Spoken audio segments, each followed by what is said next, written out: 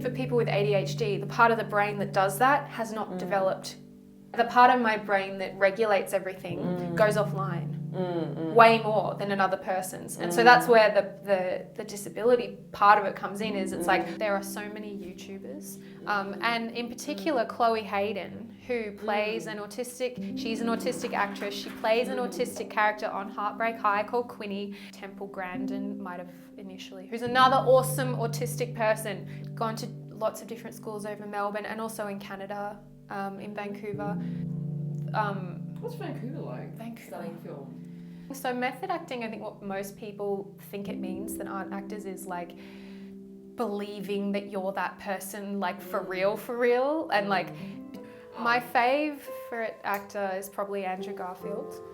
But it's not, I mean, it is because of the acting, but it's also because that was the first person that I started to understand what they meant when they would talk about like care and attention to detail, and like, because the fact is there are, you know, neurotypical people are not all the same. There are lots of different personalities, there's lots of different strategies that people cope with the world with, right? And it's the same for neurodiverse people. You know, they can't see the forest for the trees.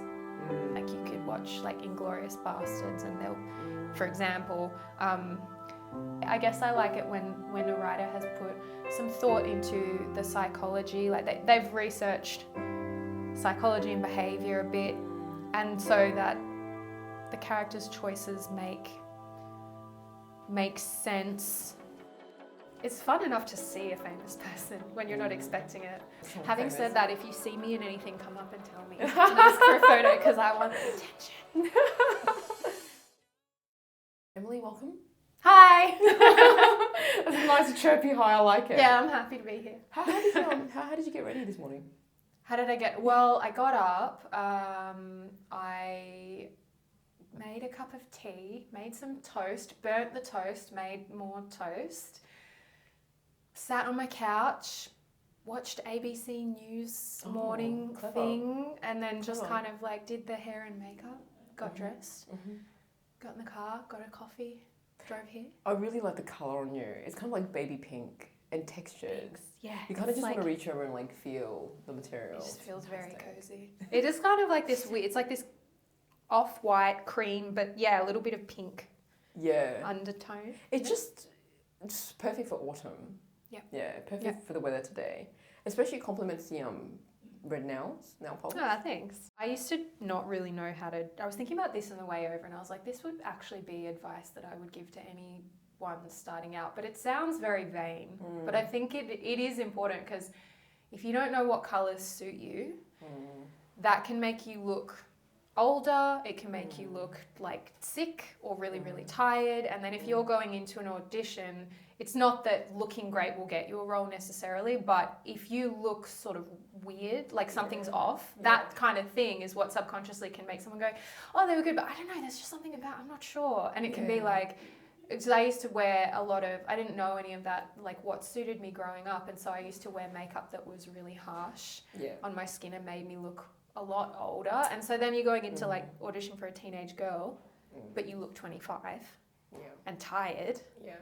And you know, so you gotta figure out your colours. It's all in the detail. You're right. Is that you need to be confident that when you're presenting yourself, it's exactly what they're looking for, like what you're saying. You know, role. Yeah, either like within the bounds of what's reasonable for the role, but then also in reference to like your interpretation of the role. So you know, whatever you do, as long as you're doing it like making those choices for how you want to look from an informed place, even if it's just like a hint. Like you don't have to rent a like a white medical jacket to audition for a nurse, but you can, or a doctor, but you can maybe have like a V-neck that is sort of like Scrubs. So, a little bit, you know, evoke stuff without. Yeah, like a little bit of logical reasoning is needed. Yeah. It's more like you want to remove unnecessary obstacles to someone believing you in that role. Yeah. So you don't have to fully like put on a costume for like I would say don't put on a costume for an audition because it's a bit too much. Yeah. But like dress in a way that is going to encourage someone to be like, oh yeah, I see it. Yeah. Rather than, you know, like, wearing something completely inappropriate. Or looking way too old or way too made up to play a teenager. Which I don't really audition for teenagers anymore, so it's not a problem. But it's still pass for if you have to, for sure. Maybe with no makeup, like at all. It's like a high-pitched voice, I don't know. Or the mannerism. Yeah. We still remember when we're teenagers, you know, coming out of high school. I still remember quite clearly, you know, you mature, you know, give it a few more years of life experience and stuff, but definitely like you're much more, I'd say, not calculated. Just so kiddish. Like your brain is doesn't come up with as many options for how to respond to situations because it hasn't grown that front part that's like in charge of that, in charge of problem solving fully. So then you end up, you think you have like 2 options for how to react to something, and then when you're an adult, you're like, oh, there's 17 ways that I can do this. You're much more careful. Like you remember, you play back, you know, past, you know, situations as an adult and go, oh, maybe I shouldn't react like this. Maybe it's not good, you know. Yeah, you can play for, or you can predict how things might go down, depending on what you would do, like in a second. Yeah. Which, well, I mean, I have ADHD, so I probably can't do that as well as other people. But yeah, it's a skill that develops over time. Well, in terms of ADHD, you've got like hyper, you know, activity, Hyper focus. Yeah, and hyper focus, and then, you know, do you lack attention to detail? Because they say part of the symptoms of that is. It depends on the topic that I've got to focus on. So I can not notice certain details, and it's tricky because I also have autism, so the two kind of interact. So generally speaking, autistic brains consider information from beginning with all the details, almost like if you took a big container of Lego and tipped it out on the floor and you have all the little pieces, but you don't know what they all build together, which would be like the overall concept. Whereas, you know, a non-autistic brain, typically people consider the whole concept and then they have to think to break it into these little pieces. So it'd be like if you get the Lego already made and then you pick it apart to see how it works. Whereas for my brain, I'll see all these details and I have to think a lot to put them together. You have to piece it together. Yeah, so like another way people say it is, you know, they can't see the forest for the trees.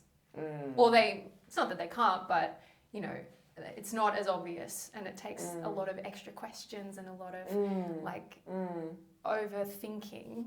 I was going to say it could do that. I was going to say that it could help with auditionings because you break down each script that comes your way or each scenario or each scene to such detail, right? So then when you react to things, it makes you so authentic.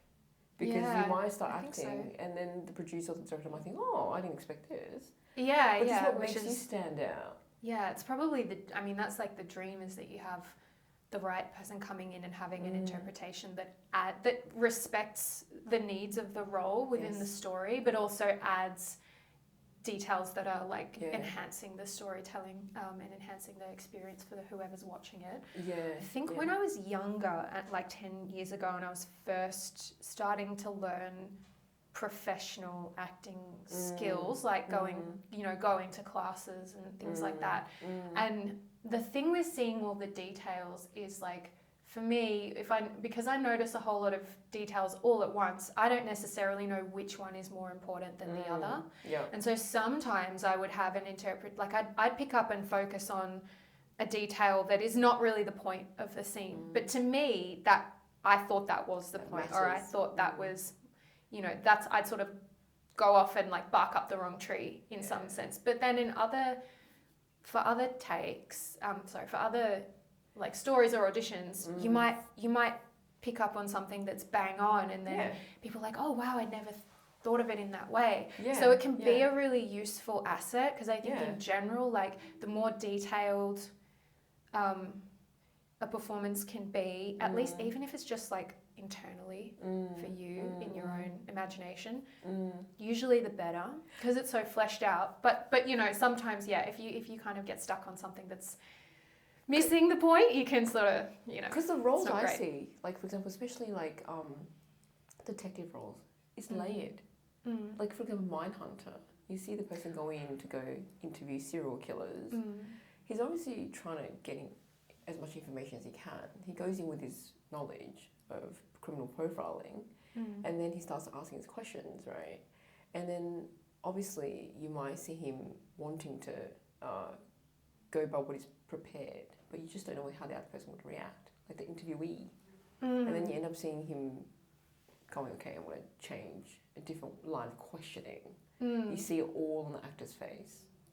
So I feel like, a lot of what makes a scene or makes an actor really compelling is what's going on in the subtext of the scene, and often the best way to communicate that is through non-verbal body language. So that's also how I think that's how we see when we go like, oh, I don't really like their acting, or like I don't really believe them in that role. It's often because that actor is saying the lines, but their body is saying completely the opposite.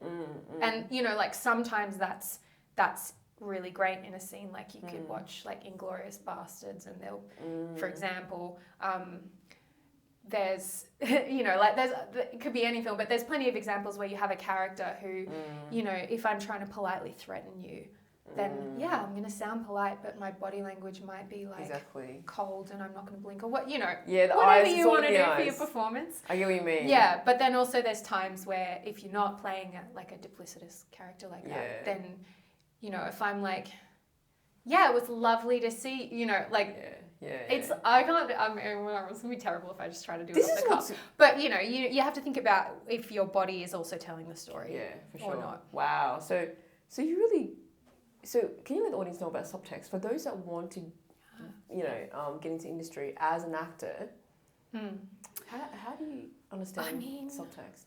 I'm just going to say, like, I sucked at reading subtext for a long time because, and probably partly because of my ASD. It can be really challenging to learn how to read nuance. Depending on the level, you know, for some people who are on the spectrum, it's very challenging most of the time. And then for some people, it can be like, in general, I'm fine and I can communicate. But then once something becomes very nuanced, I don't exactly know what's going on. Or and that's when you have all the cues in person of like body language, tone of voice, eyeline, all of that helping you. But when you're just reading a script, scripts are really like a blueprint of the story, and so they have, and they leave a lot is sort of, it used to frustrate me because I used to wish that there was more overt direction in scripts so that I wouldn't be so confused. But then the reason that it's maybe left more open is also to respect whoever you're employing to interpret the script, whether that's an actor or whether it's costume designer or set designer or, you know, whomever. You don't want to like parent them and babysit them and say it's got to be this instead of allowing them to interpret it and come up with their own creativity. So anyway, all of that is to say that, so the subtext is like,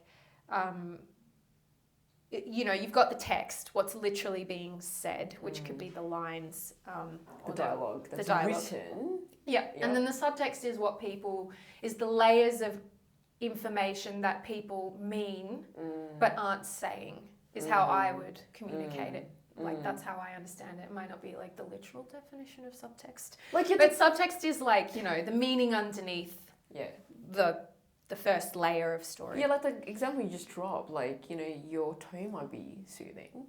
Yeah. The language might be harsh. Yeah, or the body language is actually daring. Right? Yeah. It's challenging, combative. You're ready to, you know... I think body language is like a great way to communicate subtext in a scene. Depending on who the character is. And I would say like that scene at the beginning of Inglourious Bastards where...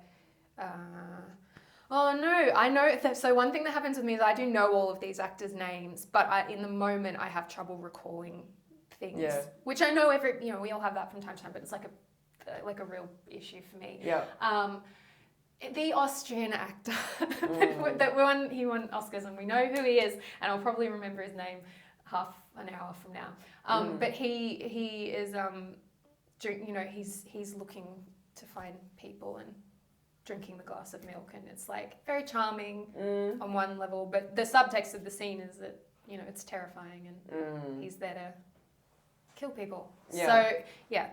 And he's threatening the farmer that he's talking to, even though on the surface level the text is the line and the dialogue is all very polite and well mannered, but underneath that is like all this scary.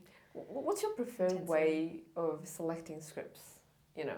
For example, do you want to actually read the script from top to bottom?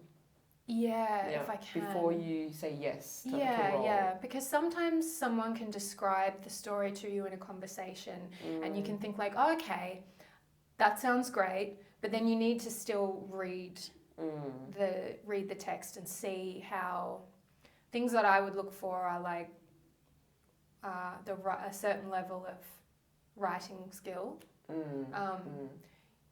Not to be like rude to anyone who's beginning writing. I don't mean like that, but it's like in terms of I like it when characters have nuance, when they have there's a reason behind the choices that they're making that the writer has thought about carefully. Sometimes it can be really tempting. Sometimes you read characters where they just do something and it's like because the writer just decided that they would behave that way, but the choice they're making doesn't really connect with what we know about people's behavior and decision-making processes in general. So I guess I like it when a writer has put some thought into the psychology, like they've researched psychology and behavior a bit, and so that the characters' choices make sense, not necessarily logical sense, but emotional sense. Yeah, because otherwise we know it's like when you watch a film and you're like, oh, that'd never happen. I know what you mean. Yeah, like you're like, so that's pushing it a bit. That's pushing the boundaries, pushing the logic there a bit. Yeah, or you go, oh, they just made that character. That's totally out of character for what that person. Because in general, you have a character that like they want something. There are several obstacles in the way of them getting that thing. And the story is usually watching them try to overcome these obstacles to get the thing they want. Sometimes what they want is what they need. A lot of the times they won't necessarily get the thing they want, but they'll get the thing that they actually need. Or they get the thing they want doesn't fulfill them, and then they realize there's something else that they need. Like in a nutshell, that's most kind of hero's journey stories. Yeah. And so if you have characters that start to behave in ways that are like so far away from trying to get to that goal, and there's no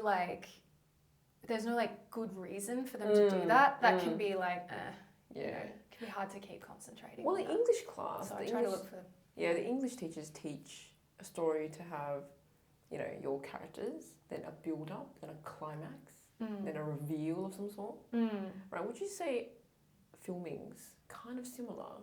Do you expect sort of like it needs to get to a climax? Yeah. So there's different story structures for different kinds of stories, and you can see that going back throughout, like hundreds and hundreds of years. So there's this what is it like a short. There's some word for what it is. I think it's not novel, but there's a book by Aristotle called Poetics, which is like the OG kind of rules of storytelling. And there are different sort of story structures for different kinds of stories that we see throughout human history, that kind of these patterns that come up again and again. And so I actually get kind of cranky when I think about English teachers saying, well, you have to have a beginning, middle and an end, and you have to build up to a climax, because I go, that's not actually that useful of an information, because what you really need and what will do beginning, middle and end and probably climactic build for you is if you think of it as you need a subject, they need to want something, there needs to be obstacles in the way. And then the beginning is there'll be an inciting incident that makes them realize they've got to go on this journey to get this thing. The middle is them trying to encounter and deal with all the obstacles and maybe meeting like some sidekicks or some wise people along the way that help them. And then the climax is them, you know, trying to finally get the thing. Resolve, finally reach for their goals. Or yeah, because when I was little and I was being told you need a beginning, middle and an end, I'd be like, how? About what? Like, how do I would get so frustrated because I wouldn't know how to structure a story practically. I'd be like, middle of what? End of what? Like, how do I know what that is? So, and that's probably, that's me being super picky and being like, give me more. We're looking at everyday life. Like, you know, like, say you're a uni student. Your everyday is just go to uni, come back, do some homework. There is no climax. What the hell? Well, you know, like, but if you start to think with that structure, you'll be like, okay, so what do you need to do that day? You need to maybe hand in a project. Yeah. So what are your obstacles in the way of that? Well, you miss the tram. You burn your toast. Your boyfriend or girlfriend or partner break up with you. All of these things can happen on the way to you just trying to get this assignment in on time. And actually, like, someone trying to get something in by a deadline is a really common story plot, especially in like road trip films and buddy comedies. There's often like, we've got to get here, like Little Miss Sunshine is a great example of that, where it's like, we've got to get here to get Olive into the pageant by 3 p.m. on Sunday. And then you can fill it up, that whole space, with all of these like horrible incidents going wrong that bring out ideally as well, whatever obstacles you're going to put in are going to bring out behavior in your characters that you want to deal with and say something about as a writer. And so, like, as an actor, you want go and study writing because your job is interpreting the writer.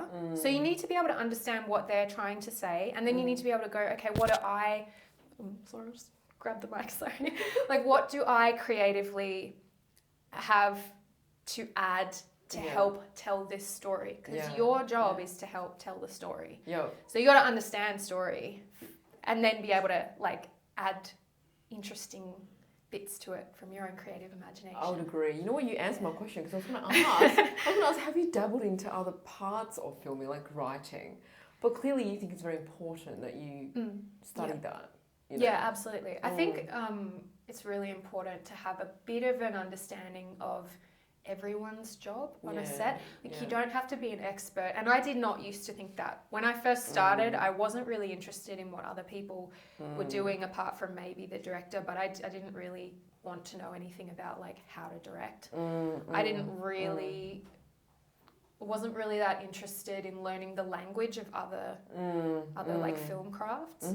But now I would say definitely learn about writing. Definitely.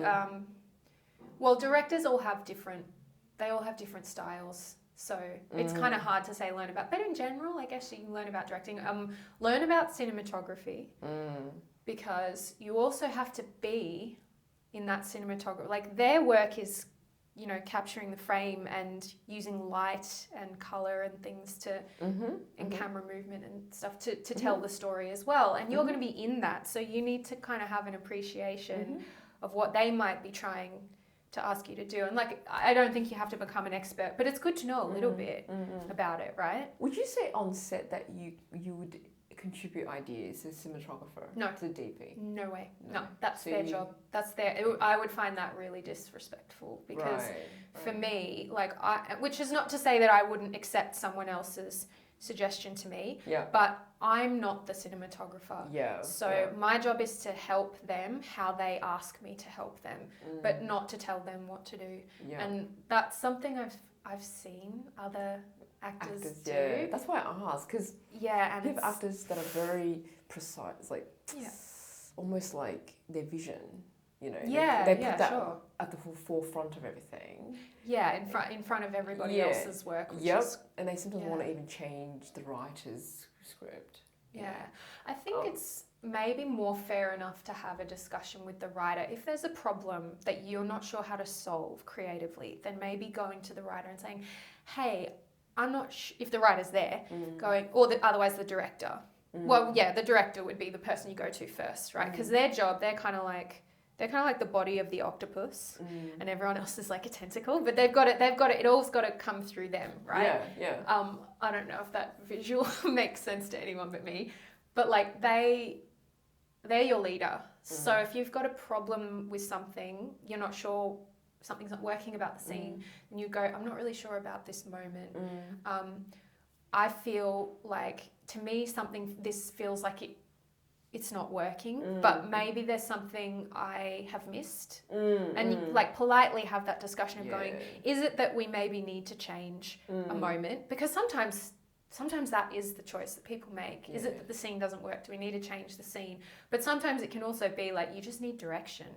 Because the director might see how it works, and then they're able to communicate that with you and make you more confident. But I definitely wouldn't. So you're not afraid to check in with the director? That's essential. Politely sort of say, oh, can we do this particular way? Because I have an idea. Can we explore? Yeah, I have an idea. Can I explore that? Yeah. Okay. Good. Yeah, good. because they have the final say. They have the final say, and it's their interpretation as well. And everyone's working in collaboration with one another. So like often I did an episode of the Dr. Blake mysteries like 10 years ago. And that was the first time I'd ever gone in and had a meeting with a costume designer. Other times when I'd been on set, I'd just be like given the costume on the day and be like, there you go, put that on. And I was fine with that. But when I went in and had a fitting, I tried on all of these different outfits for each scene, and I wasn't really sure. I didn't really understand that the costume designer kept asking me like, what do you think about this? How do you feel in this? And it took me a little while to cotton on that she was trying to collaborate with me, and she was going, well, what's your interpretation of the character? Does this feel right for you, for that, But once I realized that, then it became like a collaborative conversation where I was like, well, I respect your expertise on this area, and she was also saying it's important to me that your interpretation of the character, like we want to meet in the middle, and we want to make sure that we both like what we're saying with these choices. So that was kind of eye-opening because and a lot of people will know about, there's a story about Robert De Niro trying on a jacket for Taxi Driver, and I think Meryl Streep tells it. It was probably maybe it wasn't Taxi Driver. I don't know. But it was. I'm sure I've heard. Anyway, I'm getting a bit sidelined. But basically, he tried on so many different jackets that could have all looked the same, and was trying, the zip up here and down here, and until he found the thing that was suitable for the character, but also felt like right for him. Because costume can really change how you feel. Yeah. It can really change. Yeah, for sure. We all know that when we put on different outfits, we feel certain ways in them. Because I recently directed ad campaign. Yes. And styling is one of my sort of like, I wouldn't even call it work because I'm so passionate about fashion. Yeah. I just have so much fun styling somebody else. Yeah. I just love it when friends, say let's go to this event. Let's say Melbourne Fashion Festival in March, right? And you get to pick out the outfit leading up to the event and who the designers are. You get to find out and say, oh, what's the theme? And then just have a girls' day out, just to look pretty and do that. Just to enjoy the creativity of it. Yeah, for sure. I've never been to the fashion festival. I think I'd probably be a bit intimidated. There's a lot of people. There is. I know someone that I used to work with, someone who was there this year, and she looked amazing, and I was just like, if I tried to wear any of that, it just looked ridiculous. But it works. It works on some people. I'm like, cool. I'm gonna this is your moment. You have to think of it as like you go to a movie premiere on the red carpet when everyone's just dressed up in Oscar de la Renta, right?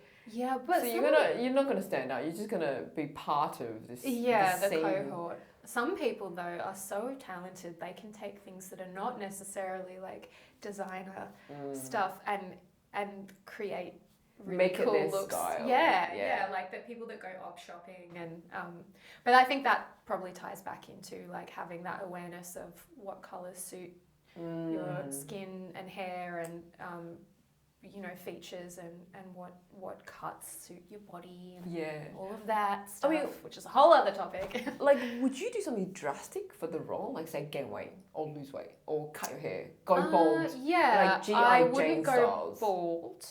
I'd totally let someone put a bald cap on me, but I wouldn't. My hair takes so long to grow that, and I had short hair for a really long time growing up because I kind of wasn't really allowed to grow it long. Yeah, okay. I would get nosebleeds at night, and so that was for a long time. To stop me getting too hot, I had to have short hair. So now it's kind of longer. Like I'm just like, no, I'm never cutting it again. Yeah, you kind of like the way you look at the moment. Yeah, but I mean, I'm getting off on another tangent. But yeah, like there's things that I would definitely do for a role. Like I don't know too much about how. Because now with inclusive casting, I'd say it's more likely that if someone needed to have a certain body type, that casting directors would probably look first for someone who has that body type already. Maybe it's more something that really, really big actors, like big name actors, famous actors, will completely dramatically change. Like use prosthetics or whatever, costuming to change their body type. It's probably not something I would have to do. But transformations are really interesting. So you know, that's part of the fun too. It's like we see someone, we know what they look like normally, and then we see them look completely different. Maybe they dye their hair or they're wearing like a wig or and we're like, oh wow, cool, magic. What's a role that you like to portray coming up? That I like to portray. I quite like people who maybe are quite sort of emotionally reactive and vulnerable, but mask that with brash behaviour, I would say. Like that's my kind of detailed way of saying people who are like really tough on the outside, but it's because they're protecting themselves because they feel things very strongly. There's like that underlying past that the audience is waiting to discover. Like that's what I want to know. Like, and I just find it's interesting to see a really like someone who's kind of always got a guard up, or who's always even if that guard is not being tough, if that guard is like being really playful or being really closed off. It's always interesting to see the nuance of like that person's vulnerability. Like what are you trying to protect? I find that really interesting. You portrayed us so well in What's It Going to Be. Audience out there needs to go see the short film. It's a really touching moment in the car. Yeah, and she's a great example of your character, the nurse. Yeah, you know, Riley. Strong, Riley. So playful, so energetic, so positive, but it's left with the patients that you're caring for, which is the male lead that was in What's It Going to Be. But your role, you know, was equally shining. Especially the memorable part for me was in the car where you cried. That moment, you know, I could totally feel how that felt, you know, and leading up to it. Yeah, it was a really hard moment. I don't want to spoil it for those that haven't seen it, but I'd say it was because a text popped up onto your phone, and then.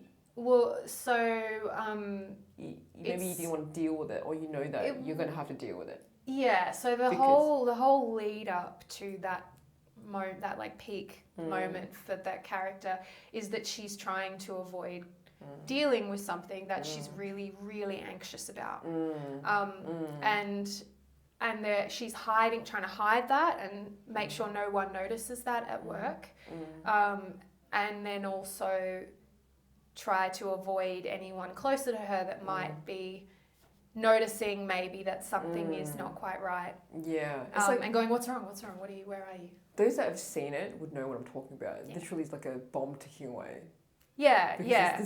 And you don't know. You know what I mean? It's a growing problem. Yeah, something happens. Of a problem. Something happens in the car that reveals the secret, and that it's like that. We all have that thing where when something is just our secret, it's almost like it's not real yet, because you're the only one that knows. And as long as you can keep it, that only I know, I can potentially deal with this thing, and no one has to know, and it's like it never happened because it's off.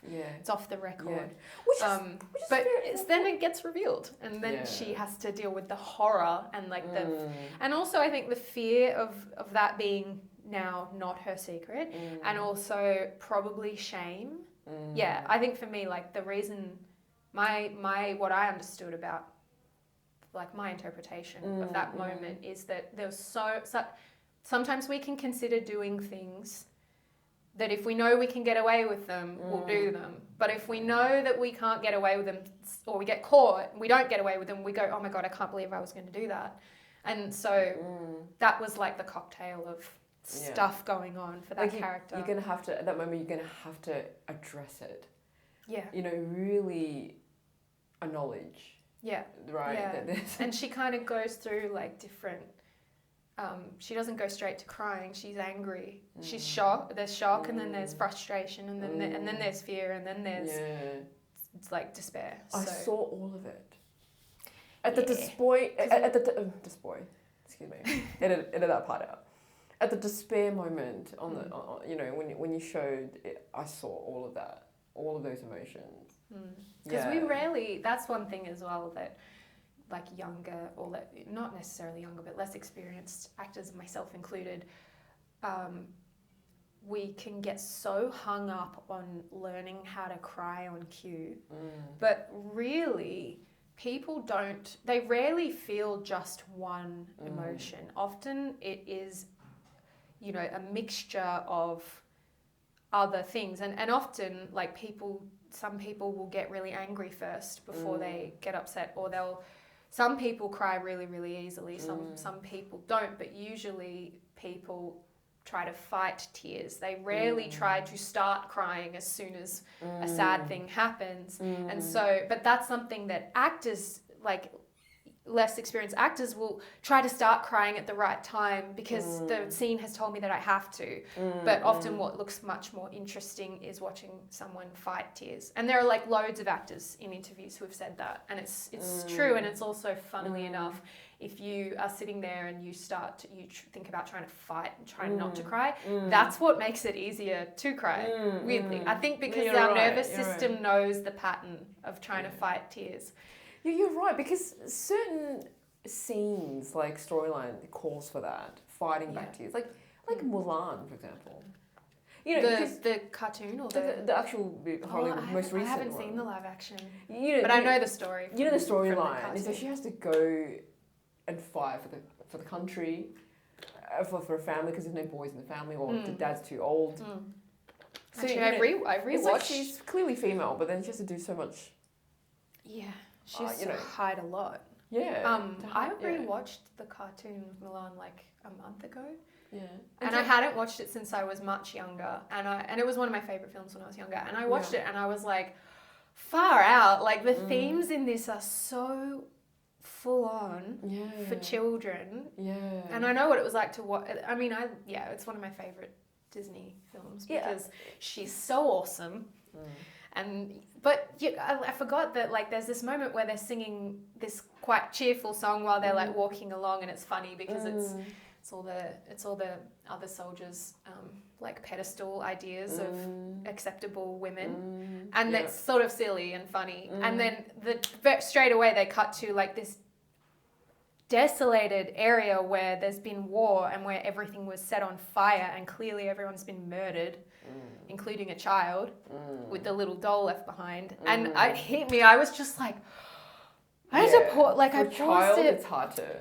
Well, I think when I was little, I just was like, oh yeah, that's the next bit of the story. That's sad. Because I wasn't capable of really thinking in detail about what was actually happening. But then, going back as an adult and watching certain stories, and I'm like, oh shit, like that's, Yeah. it's so dark. Yeah.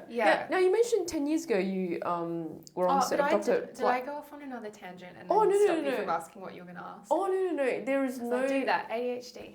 Do it all the time. Yeah, no. But I remember what you say. Okay. So we can always bring it back. Good, because I don't. And I think it's interrelated. And I love it. Thank you for sharing about ADHD, because a lot of people out there feel like it's something that stops them from being who they are.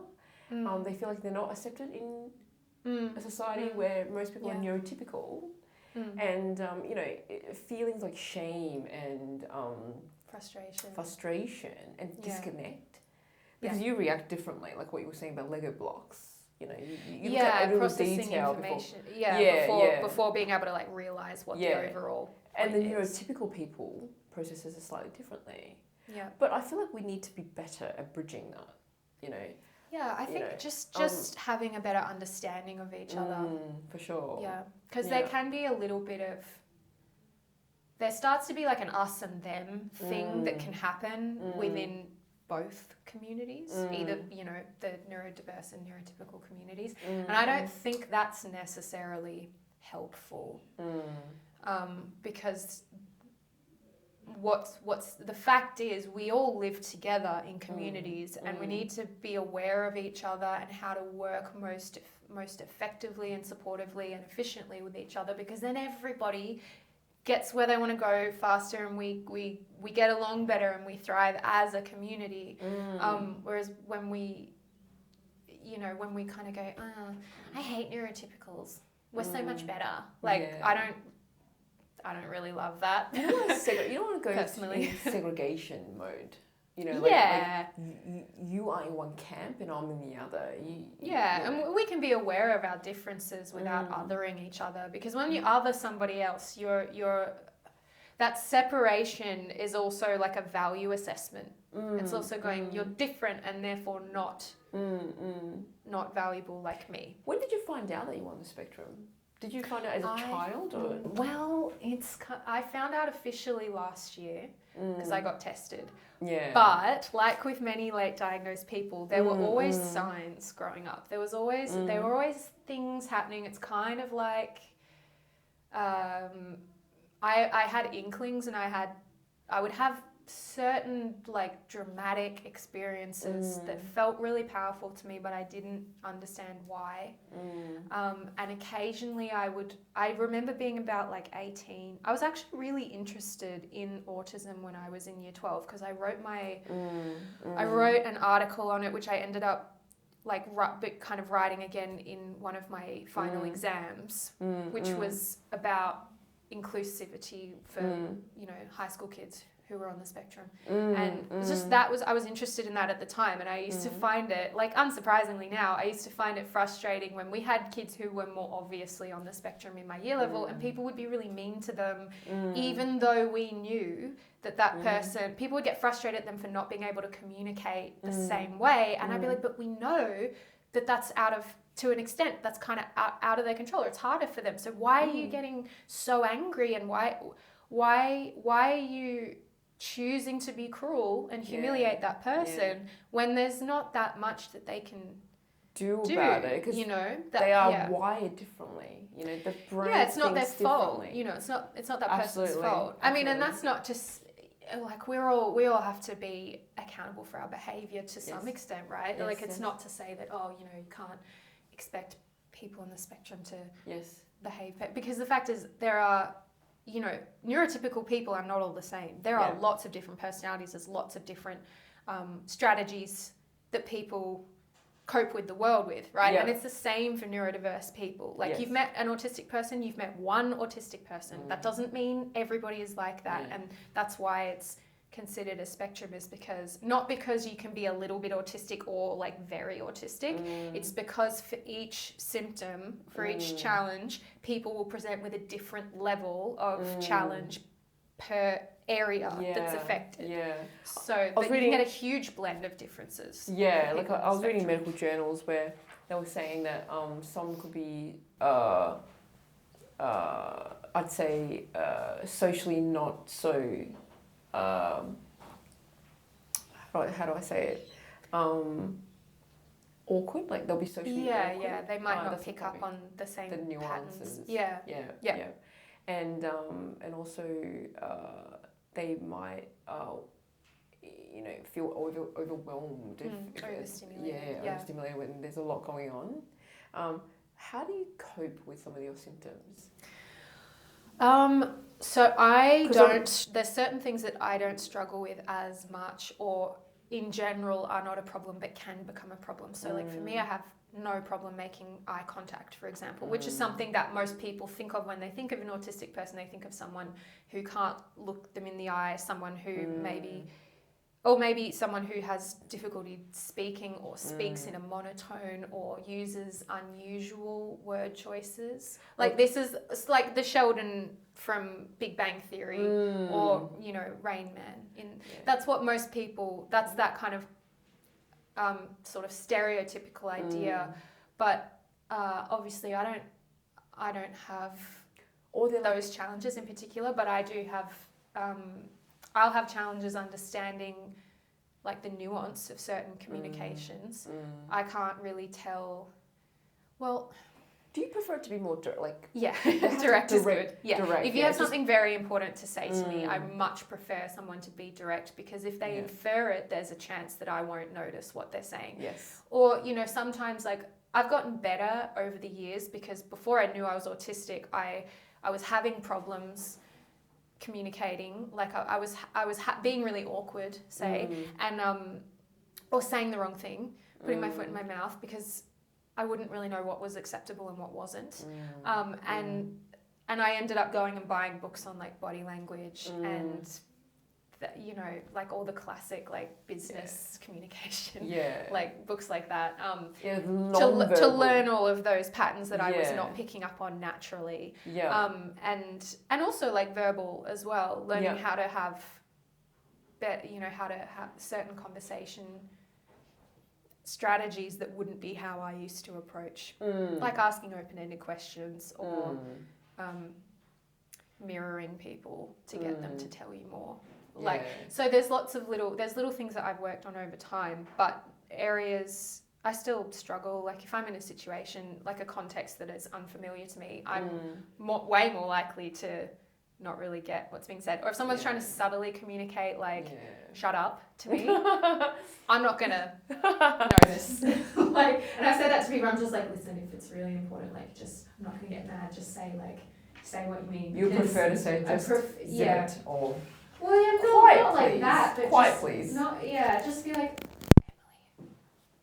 Emily, because it's still, you can be direct without being impolite. But often being very direct, I didn't know this, but being very direct is considered kind of rude for a lot of neurotypical people. It's like, why are you being so blunt? And I would get told that all the time. Like, it's very, if we were to get into an argument, you'd walk away being like, wow, you come down like a ton of bricks, because I'm so direct, and even more so when I'm like stressed, that so I've had some really, really bad fights with people, and I just didn't know, because I was like, everyone's like that. Everyone says what they think, exactly what they think when they're mad, and like, no, people don't. And people can maybe might feel that angry, but they might have an easier time regulating their behavior. Whereas, for me, I'll get to a certain level of intensity, and then I have a really hard time stopping myself, and then that can cause big problems later, because you can, I can't just, scream at people. And not be accountable for that too, right? So, I think whether you're neurotypical or diverse, you have to control and self-regulate emotions. And especially for people with ADHD, the part of the brain that does that has not developed in the same way. It's not. I'm not a scientist or a psychologist, so I might say things that are not completely technically correct. I just want to point that out. But like the part of my brain that regulates everything goes offline way more than another person's, and so that's where the disability part of it comes in. Is it's like we all want to do the right thing, and it's important, but it's not, sometimes I can really struggle with that, and it's because that part of my brain is like offline and not working very well. And so then I have to learn how to de-escalate with like, you know, in therapy or whatever, and then also be able to come back later and say, hey, this happened and I'm is it purely therapy that you go to, or can you be reliant on drugs? Prescripted ones for ADHD? It depends on the individual. I take medication for ADHD. I don't take it all the time. I do it kind of as needed. But I would say you can take medication. Like, my anecdotal experience is medication is like putting the correct type of fuel in your car. It's not sat nav. It doesn't tell you how to solve situations. It just gives you like enough dopamine for your brain to stay online properly, to function at the same level as a neurotypical person or close to. But you still then need to go out and learn like time management strategies, and learn basically strategies for organizing information, regulating yourself, time management, planning. You know, taking medication is not going to teach me all of those skills. I have to go out and learn them. The problem is, previously, if I was burnt out, I could sit down and try to learn those skills, and it just wouldn't take. So, you know, and then it's also not just medication for me as well. Again, this is my anecdotal experience. I find that there are like a lot of lifestyle strategies that have been very helpful. So making sure that you're hydrated and nourished properly, getting sleep, having good sleep hygiene, like the better I've become at planning, the easier it's been to manage my environment, which means I have less obstacles that I have to deal with that could slow me down. Like literally less obstacles, like less bags of recycling piling up because I haven't been good about getting them out of the house, because I don't have a routine, because, you know, I can't plan in advance, and because I would forget to do things. Because that's another thing, like with ADHD, and people kind of like to say like, oh, it can be a superpower because you have hyperfocus. I'm like, but hyperfocus also makes you forget to eat. Hyperfocus makes you forget to go down to the garage to get whatever you need to like have. It's just started to get cold, so I can be fixated on something all day, and then I won't remember that I was supposed to go down to my garage to get my winter clothes out, and I was supposed to clean those and have them in the wardrobe so that when I go to work on Monday, I have the right kind of clothing, and I don't have a freak out in the morning because I'm half asleep and trying to get. So you can see like how things. They escalate, and then you're late for work, and then you're kind of sweaty and disheveled, and then your boss is like, why aren't you being professional? And then you're embarrassed, and then you can't concentrate, and then you don't work well, and then you lose your job, or it's cycle. That's how it escalates for people, particularly with ADHD. That's why, like over time, these things start out small, and then they can have consequences. They, you know, I kind of have mixed feelings about when people say it's a superpower, because it can be if you're able to manage it and direct it. Then it can be really great. If you need to focus on like writing a PhD, then and it's in your area of interest, then that's amazing. I was going to say that. You know, you still need to do the rest of your life. Like people that are on the spectrum and have ADHD, it's not like they can't focus. They focus extra well on topics they love. Yeah, totally. It's something that they vibe with. You can't focus, or that you have a deficit of the ability to focus. It's that you have a problem, your brain has a problem regulating your focus. So it's like all the focus on playing a computer game, what is this, like 1999? Like like Xbox. Yep.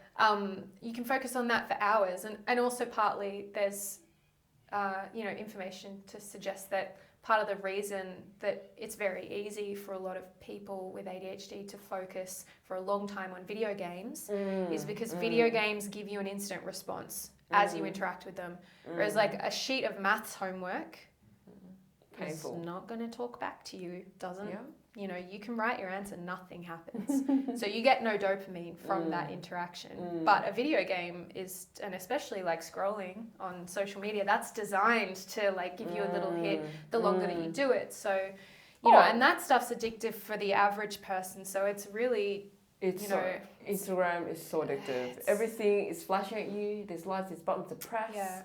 You know, people's reels. Yeah. I find myself looking at like dolphins swim around. Yeah, and then the algorithm's tailoring it to whatever you do respond to give you more of that. And I heard, like, I'm pretty sure the most silliest, unexpected stuff I'm watching. I watched something. I think it was the Netflix doco that came out during lockdown. But I'm pretty sure on that they said that some of the engineers that designed these social media things also like designed poker machines. So it like literally just designed to keep you using it and prevent you responding to other cues in your environment that would call you away from it. And so you know, if you have no awareness that you have ADHD and certainly like no management strategies, would you be aware that not for me anyway now, and I do know I do know not to do it, and I'm like, okay, set a timer. Would you be aware that when you're filming, you're on set and then you are symptomatic? You know, like yeah, because sets can be pretty stimulating. You're anxious because I was reading medical journals that people that are on the spectrum may get easily anxious. Yes. Yeah. Certain environments, for sure, I have that. Like, I do everything I can to avoid being in a supermarket at the busiest times. Because like I'll go shopping at like 8 o'clock at night or 7 in the morning, because it's worth getting up early to go when no one's there and when the music isn't really loud, and not having to physically duck and weave throughout people, because I really struggle with extremely busy places, especially like that, coupled with having to make a lot of choices, because having too many options to choose from, you can get to something called decision paralysis. And so I get that in supermarkets because there's so many options, and if I haven't made a shopping list beforehand, it's like I can't think, because it's like the noise of all the people and the noise of the music and the harsh lighting and the motion going. It sort of like puts your ability to think on mute. And then you've got the pressure of like, well, I need to get what I have, because if I don't, I won't have food when I go home, and there's stress, and so that feeling can kind of snowball. You're like battling. Yeah, it's like your environment. It's like your environment is causing that distress. Yeah, 100%. And then very you're responsive to the environment. Control, right? Yeah, and that's where I'll start to have behaviours that are a little more obviously autistic. Like that's where I'll start to do interesting things with my hands. I'll start stimming. I don't necessarily. Again, people have ideas of stimming based on what they've seen in films and TV over the years, which might be accurate for some people, but isn't what all stimming behaviour looks like. And, you know, a lot of women on the spectrum manifest different, you know, behaviours. They have more of a tendency to look at what other people are doing and copy them to hide their autism, because there's big social consequence for being the only the only weird girl, you know, and people don't want to. So like young girls are much more likely to do that than young boys. I was reading that also, that they're saying it's harder to diagnose girls. Yeah, that's why it's harder to diagnose them, and it has been over time. Girls are much better at internalising. Yeah, they'll have feelings. They're not. Yeah, covering it up, basically hiding it, which people call that masking. So I'd be someone that you would. Oh, that was really loud. Sorry, I just noticed I like yelled so wide and then went normal. But so like for example, the way that I'll start to behave when I get stressed, and stimming is like your nervous system trying to process all the extra information that it's feeling, because it's also dialed up to like 50. Yeah. When everyone else is on 10, so it's dialed up to 100. Like it's you regulating. It's regulating, like, you know, like the way I regulate is I need a coffee, like give me a soy latte. Yeah. Like I'm sitting still and I'm drinking coffee and I'm cool. Yeah, and I've probably been subconsciously fidgeting with my hands a lot throughout this, because that's helping me pay attention. Yeah. if I were really overstimulated, that's when people come up to me and they're like, you look stressed. Like, you look like you're about to cry. So I'll start, my hands will go out, like I tend to put my hands out at my side without realizing. So they'll be like down by my hips and they'll start to do that really hard. Yeah. And that's usually when I notice that I'm starting to get stressed, because I'll be like doing this with my hands, or I'll start to sort of squeeze my knuckles kind of like this, or I'll start twisting things. And that's usually, if I notice that I'm even doing that, that's where I'm like, okay, I'm starting to get stressed. And my breathing will change completely. I'll start to kind of do like more frequent, like more panting, kind of like panting. Yeah, I'll start to sort of go, like my mouth will close and I'll kind of be going. Yeah. And so if you see that, like, that means at 6 o'clock on a Sunday night in a supermarket, this person walking around looking terrified, being like, looking tense. Then you might start to, it's like if I could show for every person. I luckily haven't met too many people who've been like, well, you don't seem autistic. And it's like, wow, I wish I could show you those moments, because that's when people go, why are you doing that? What's wrong? It's you're overthinking it. And it's like, I'm not even overthinking. That's where my nervous system and brain are starting at. And so it can be really, I would say weird. I would say you need a hug. Time to hug it out. Yeah, but I wouldn't want you to hug me at all. Oh, so because my nervous system is quite sensitive. For someone to come up and touch me without my permission, if I'm distressed, like now I would love a hug. For someone, if I'm in that distressed state, for a person to suddenly start touching me, it feels really unpleasant. Even more, so that it would feel like claustrophobia. Oh, wow, okay. And so but that's the thing, because we have a different nervous system. Because for many people that would be soothing to have that that touch. But and for the neurotypical, I'd say if I was panicking, like if I don't know, there's a tsunami rolling in, I'll probably need a hug. Yeah. Because that tells me I'm not the only human. There's someone else. Yeah. And there's someone else next to me. With you. Someone's with me. Yeah. I think, and it's okay for people to offer, like, oh, would you like to hold my hand, or would you like a hug, or would you kind of go like, can I give you like maybe a pat on the back? But it's important to offer before you go ahead and do that, because for someone, on the spectrum, like, it can be painful to be touched, because have you ever had, like, have you ever had a like anesthetic when you go to the dentist, where they numb your face, and then as you feel it wearing off, it kind of tingles in a bad way? Yeah. That's what it can be like for some autistic people, to be touched suddenly. It's like that sort of really uncomfortable feeling, and they can have that with different fabrics, with tags on clothing, with the wind sometimes. You were telling me about clothing. I remember. So different textures and different sensations really can be some. If you imagine that your nervous system is tuned up to like 1,000, of course things would feel really intense. Yeah. And that's the kind of stuff where we go, oh well, the more people who understand that, the less chance we're going to feel rejected when an autistic person doesn't want to be touched. And that means that the neurotypical person isn't going to feel personally offended or personally rejected, because they understand the real reason. The reason isn't, I don't like you. The reason is, I just don't, it's painful to be touched right now. Or whatever, whatever it is. It's the same with like someone who's maybe not following a conversation pattern. It might not be that, or they maybe they don't ask you about your interests. It might not be that they don't care, they just might not realize naturally that that's the polite thing to do. And then they might go, okay, well, I want to have a conversation, but I'm not sure what to say. I'm not sure what sentences to say. It all depends on that particular autistic person's sort of challenges, so those are things that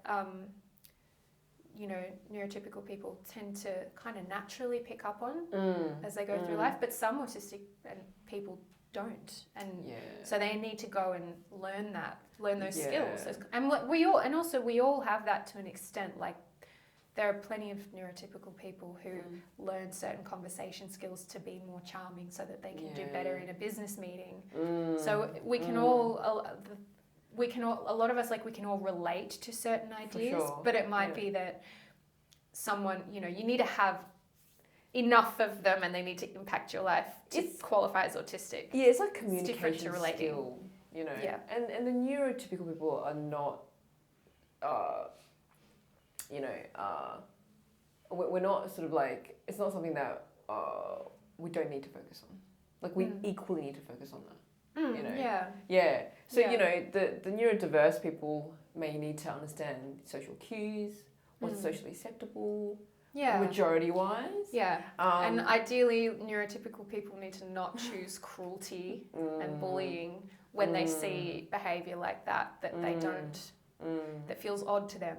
Yeah. It's like, you don't have to go straight to, like, ostracizing someone. Absolutely. You know, yeah. But, we I mean, need that's to always embrace gonna, diversity. Yeah. And look, people, like, human beings, like, we're very emotional, illogical creatures. So, there's actually always probably going to be some bullying and some, you know, unpleasant interactions between all people at times because we're not always perfect and logical. And, you know, we have biases, we have all of this conflicting kind of stuff. But it helps if people understand what's going on behind certain behaviours rather than jumping to a conclusion that they find offensive, like personally offensive, and then going, well, that justifies me in personally offending you. That's my, like, that's what I'm like, yeah, can we get to that point? That'd be sick. Like, yeah, for sure. Have you had any other studies or training leading up to choosing acting? I think like I've done a lot of different training since about 2008 onward.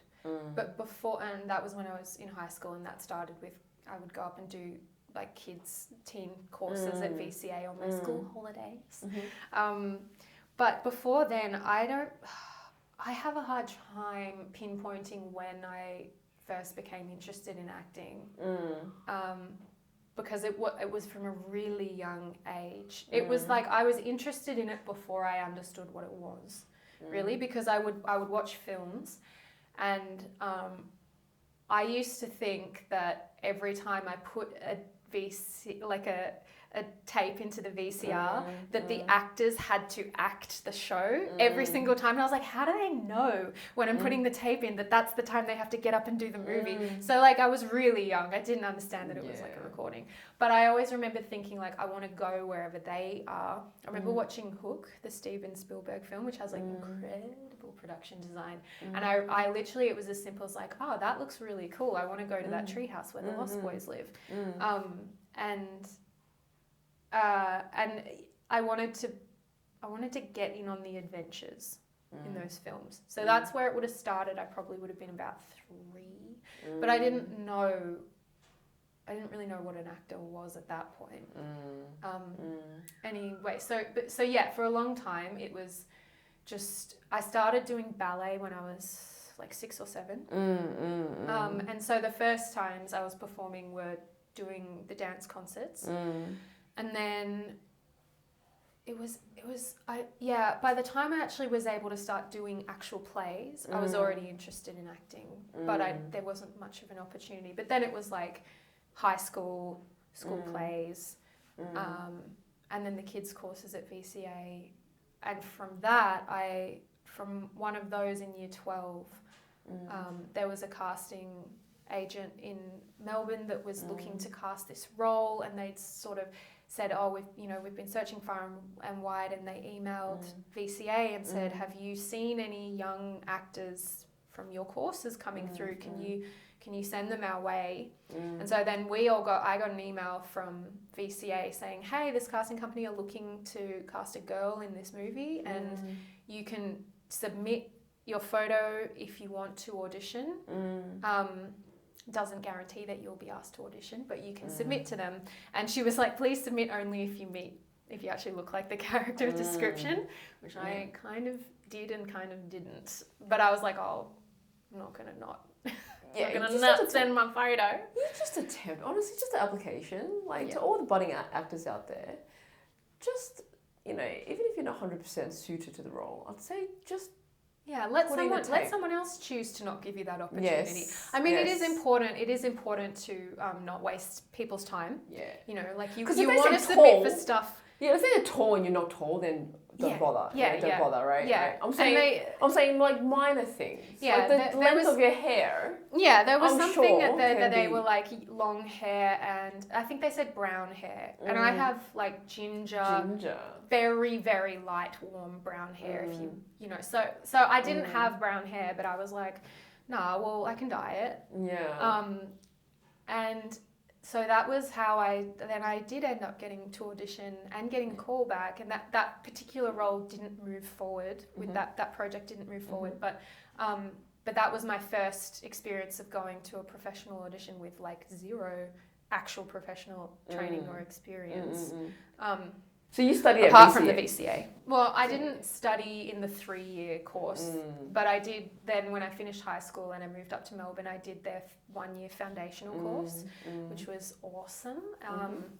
If I don't know if they still do it, but it was just a great experience because you know, meeting people from Melbourne, learning these foundational skills in like voice and movement and interpreting a script, and then we got to do a play in the 4th term called the Laramie Project, which is an amazing play that every young actor should read because it's verbatim theatre. So it's I could get off on a tangent about the Laramie Project, but I won't right now. But read it. And that was with a professional director, Matt Sholton. And so that was really, you know, it's just like a wonderful way to spend a year. And then from there on, I've just fairly consistently had different voice teachers, gone to different scene study classes, gone to lots of different schools over Melbourne and also in Canada, in Vancouver, that was really like... What's Vancouver like, studying film? Well, I went and did some courses at a school called Railtown Actors Studio, which I would say its equivalent here would be 16th Street, in terms of the style of acting that they teach, and the level of expectation on the students to show up and do the work. That's really important, I think, but also I can't speak for 16th Street because I've never done a beginner's. I wasn't a beginner by the time I started going to classes there. But certain schools, there's an intensity that I think if you're just dipping your toe in the water might be maybe too dense, too difficult. Yeah, maybe really challenging. I don't know. I mean, that's personally it. But it was a lot of Strasbourg stuff, which I really like that style of acting, but I think because it's like AKA method acting, have ethical teachers who are communicating that information, because in the hands of a teacher that's not very trustworthy or emotionally intelligent or careful, it can be this very personalized way of preparing, and it can be, you know, you don't want to learn that from someone who's a really careless teacher because it can feel like too exposing. And that's where people, I think, come up with, because when I was growing up, other actors would tell me like, oh, be careful about method acting, you know, it's for crazy people. And it's like, well, not really, not when you learn like certain techniques from really responsible teachers. But in general, yeah, so that was Strasbourg would be like my favourite way to study. Actually, no, there is a really good Strasbourg teacher here. Oh, I don't know their name off the top of my head, but I think they run a class out in Footscray. I've heard that I have friends who've been in their class and that they're a really great teacher. But I don't know, I've never personally been in that person's class, so I can't really say. What's the difference between method acting to Strasbourg? I mean, Strasbourg is a type of method acting. So method acting, I think what most people think it means that aren't actors is like believing that you're that person, like for real, and like, you know, going around talking like them all day and asking people to call you by the character's name, and that might be what some people do to help them feel like the character. Is that something that you do, like, no, to get in the zone? Well, I wouldn't ask people to call me by my character's name on a set unless it was just easier for them to do that. I wouldn't be like, you must call me Riley all the time, because but sometimes when you're on a set, like someone's like, and then Riley's going to be there and so and so's going to be there, and you're like, oh, they, you know. But I wouldn't. There's been things that I've done to help prepare, like when I was in Vancouver and I was working on a part for someone who was being held it was after that. I was working on a part for someone who, for like a scene where the character was like an abusive parent, young parent, and it had their child taken away from them for doing something really awful to them. And I was trying to like figure out, that character doesn't have the same body language as me, right? Like everyone, the way that we sit, the way that our posture, our eyeline, all of that comes out of our history of experience and our confidence. And so I was trying to find the walk and the posture for that character, and so I would go around and I would like watch people moving in different parts of the city and how they stood, and try to like research people from the same background as that character and look at their posture and look at their body and how they used it. And so the method thing that I did that day was like, I got kind of dressed. I remember putting sort of some, like, I didn't look cute, like I kind of didn't wash my hair, and I had like shadows under my eyes, and I was figuring out this movement for this character, and so I was walking around Vancouver with that posture, kind of looking like how I thought that character might look. And initially it was just for me to get used to that movement, like learn, almost like a dancer learning a routine. Like you want to learn and get it into your, like when you go to the gym and you need to learn proper alignment for an exercise, you have to learn how to maintain that. And then what I learnt from that was the looks people gave me were completely different. People were like, because I looked pissed as well, like I looked angry and like I was gonna, like you wouldn't want to go anywhere near you. Yeah, exactly. Yeah. And that's and people were kind of looking at me with like concern, and then like what the hell, like that, just like what's going on with that person.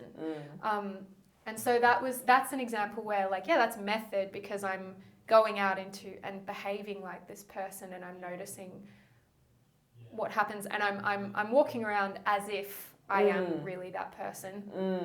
And that's the thing, like for me, like with acting, you're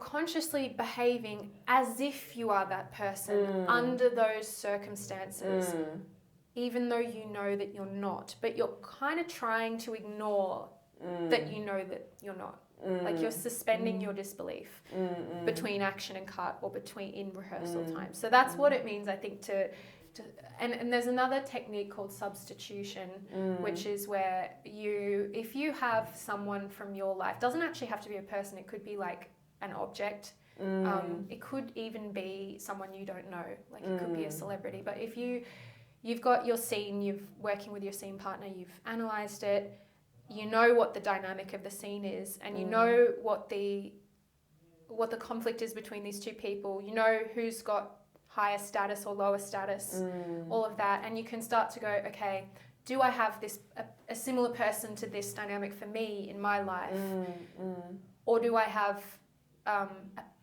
pet or a teacher or depending on the nature of the scene, if it's a conflict scene or if it's like a love scene or whatever, you go, who is this person to me in my life? And then you might imagine, when you're doing the scene, you might talk to the other actor kind of as if you're talking to that real person from your life, but still paying attention to what the actor gives you back. Yeah. But you help your own nervous system, you kind of help to like jumpstart the emotional relationship. That helps you be in the space more. Yeah. I mean, I don't know, like I don't teach acting. in an official way. So I don't know if that would be like how, I'm just thinking of like my old teachers in Canada being like, is that how you would explain that? But that's how I understand it, is you can talk to someone as if they are a person that you know from your own life. Depending on, you don't want to use anything, you don't want to use a memory or a substitution that still has the power to completely obliterate you, like emotionally, because that's not really safe to work with. You have to be responsible with yourself and not put yourself in too much stress. But then also, you can do that with real things from your life, or you can get to a point where, which I'm better at now, of imagining. I can imagine a person who's an equivalent. So like with What's It Gonna Be, I'll let you in on a little secret. Yes. I was imagining in some of those moments in the car that I can't say that without giving away the plot. I was imagining that there was someone else there just outside the car. If you watch it, the thing we're talking about, I was imagining that outside the car looking at me like a real person while I was talking. And then that shame what you were saying. Yeah, because suddenly it's a real thing. It's a real thing. So yeah, and so and that's not. I don't have the equivalent in my life of that. But it was easy enough at this point to imagine things in detail, which is the other thing with acting that you start to get good at, is imagining things in detail, not just visually, but orally. Like sound, touch, temperature, all of that. I do know actors that, for example, if they have to play a Formula 1 driver or something, they will get onto course and drive a car. Yeah, I mean, that's fun. Listen to the machine. That kind of research is fun. Engine roar and get that feeling. Yeah. So I'm sure that's a method of acting. That's a method of training. Preparing. I mean, it is. Preparing for the role. That's research. Yeah. So there's different sorts of like techniques. Yeah. Okay. The thing is, it's funny when we say method acting, because it's like there are so many methods of acting, just like there are many methods of hitting a baseball or methods of doing maths. There's different approaches. Yeah. But some of them, I think, when people hear, in our culture, method acting means like being crazy and forgetting who you are, and it's not actually. For most people, that's not actually what you do. What's your go-to approach? So if you're stuck, you probably sometimes substitutions. Okay. But also when you say substitution, can you give the audience a little bit of context? So that's what I was just explaining before, where you talk to the equivalent figure in your life, whether they're real or imaginary, in a scene, to make it feel real to yourself. You're kind of connecting emotionally to your own version of this situation, like 30%. In the back of your head, while you're still paying attention to the actual scene. Because to completely only talk to your imaginary version would be like ignoring the other actor, which is not. It's call and response. It's a tennis game, so you gotta be there. But so my other troubleshooters would be like, I think it's really great to figure out who the character is outside of the scenes that you have, and that can be completely made up by you. You want to start with any information that you're given by the text or by the writer or the director, and then information that you get from research. But then you can like make up memories for this person.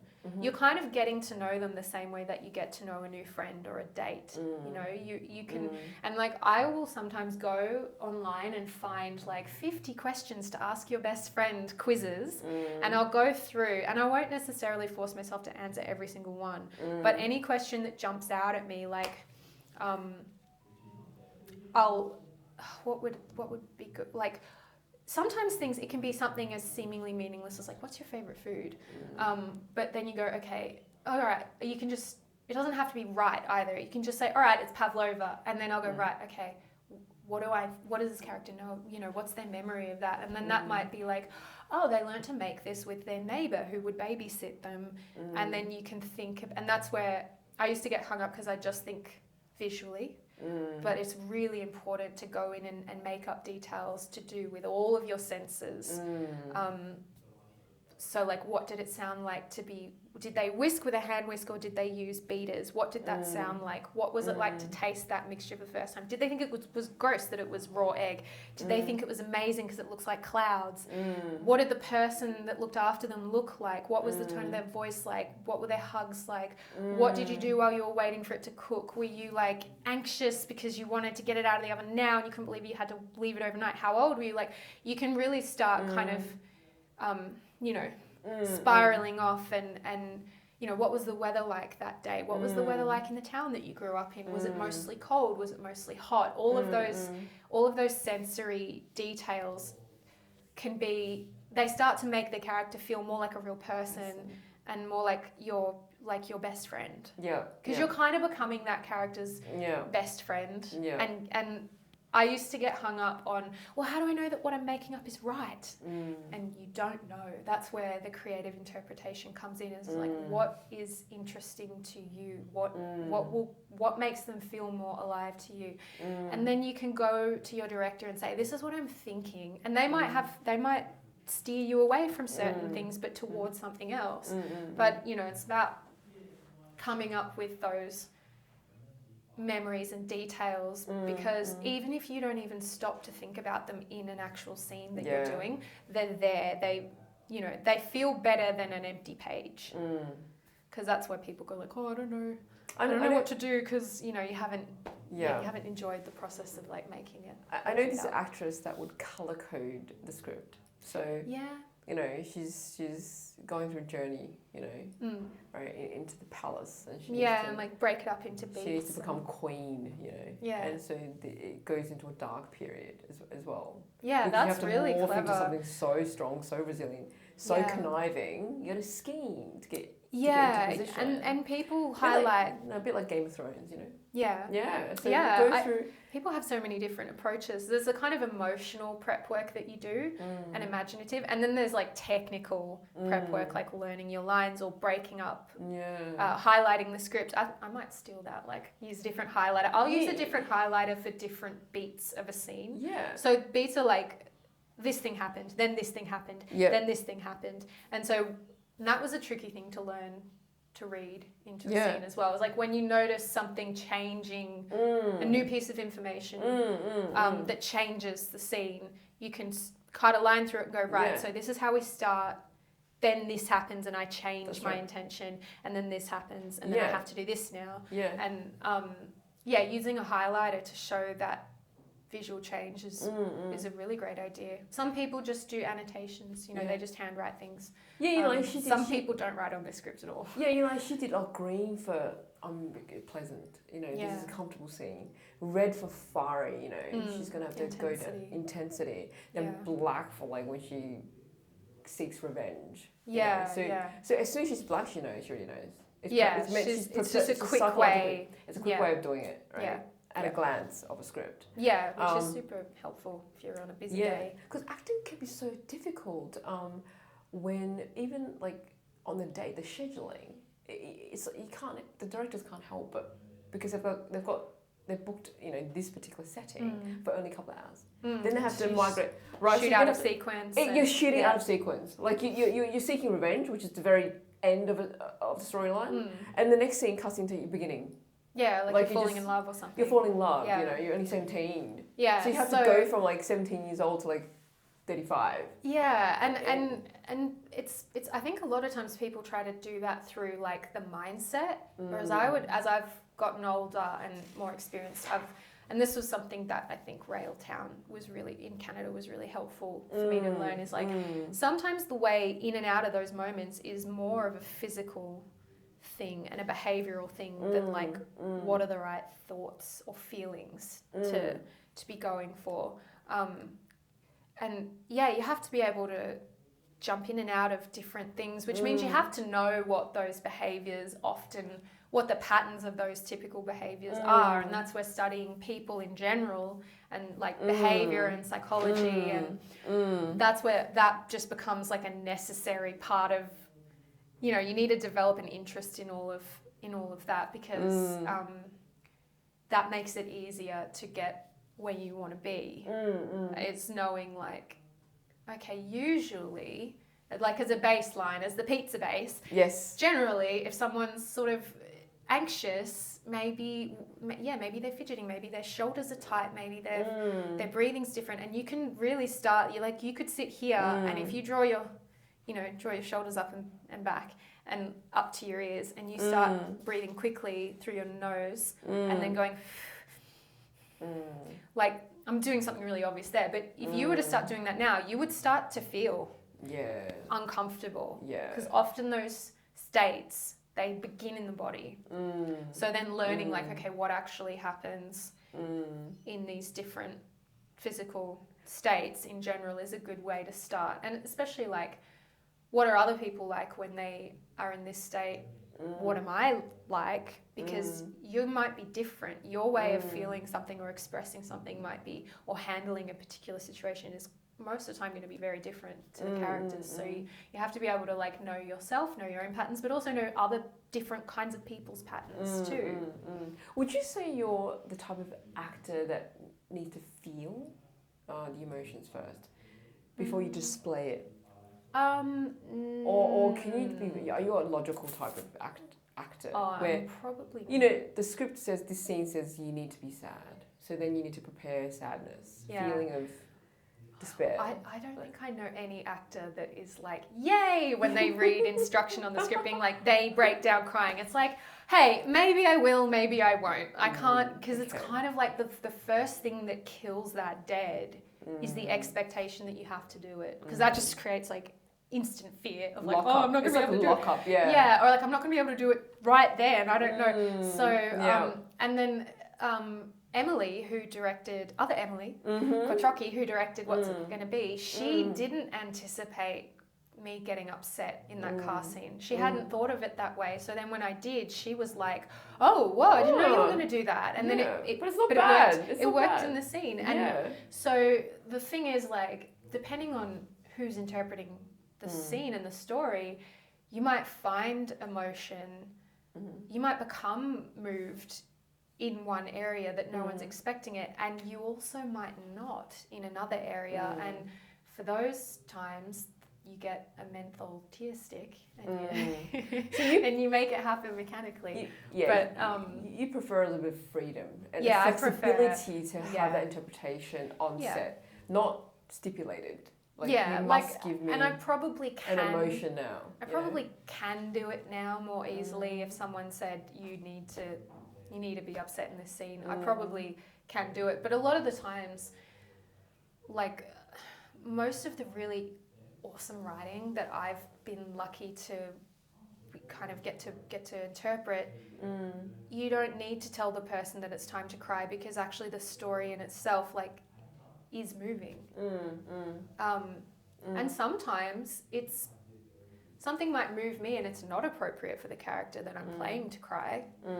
Even though, and I know that I think Olivia Colman said that in certain episodes of The Crown, one in particular that's really sad, she would listen to the shipping forecast in earbuds, because if she actually listened to Helena Bonham Carter describing this awful thing that's happened, she would have started crying, because she's like, her own empathy would have been really, she was very, easily affected by that. So instead they put earbuds in and they played something really boring for her so that she could be stoic and not react the way that her character, the Queen, doesn't react to things, doesn't fall apart. So that it's such an interesting question. What's the most memorable thing that a director's taught you? Or say have coached you into depicting a scene? Because they say you learn a lot on set. Yeah. Yeah. You do, just through sheer exposure. I think my personal feeling is like, in an ideal world, I like to do my learning offset, so that when I come on set, I'm like there prepared to do the job. But also, you always want to be open to learning, right? I think a thing that really took me by surprise, and this might have been like a nothing moment for the director, but there was a director who It was on a professional, like a TV show. Oh, I'll say it. It was Pino Armenta, who was the director that I had on the episode of Dr. Blake Mysteries that I did.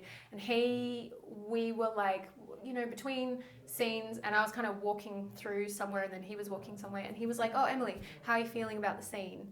Like, we'd already shot it, and I was like, "Oh yeah," and he's like, "You know, are you feeling, you know, are you feeling good?" Like, and I was like, "Yeah," and in my head I was kind of going, "Why do you care what I think? Like, why are you asking me?"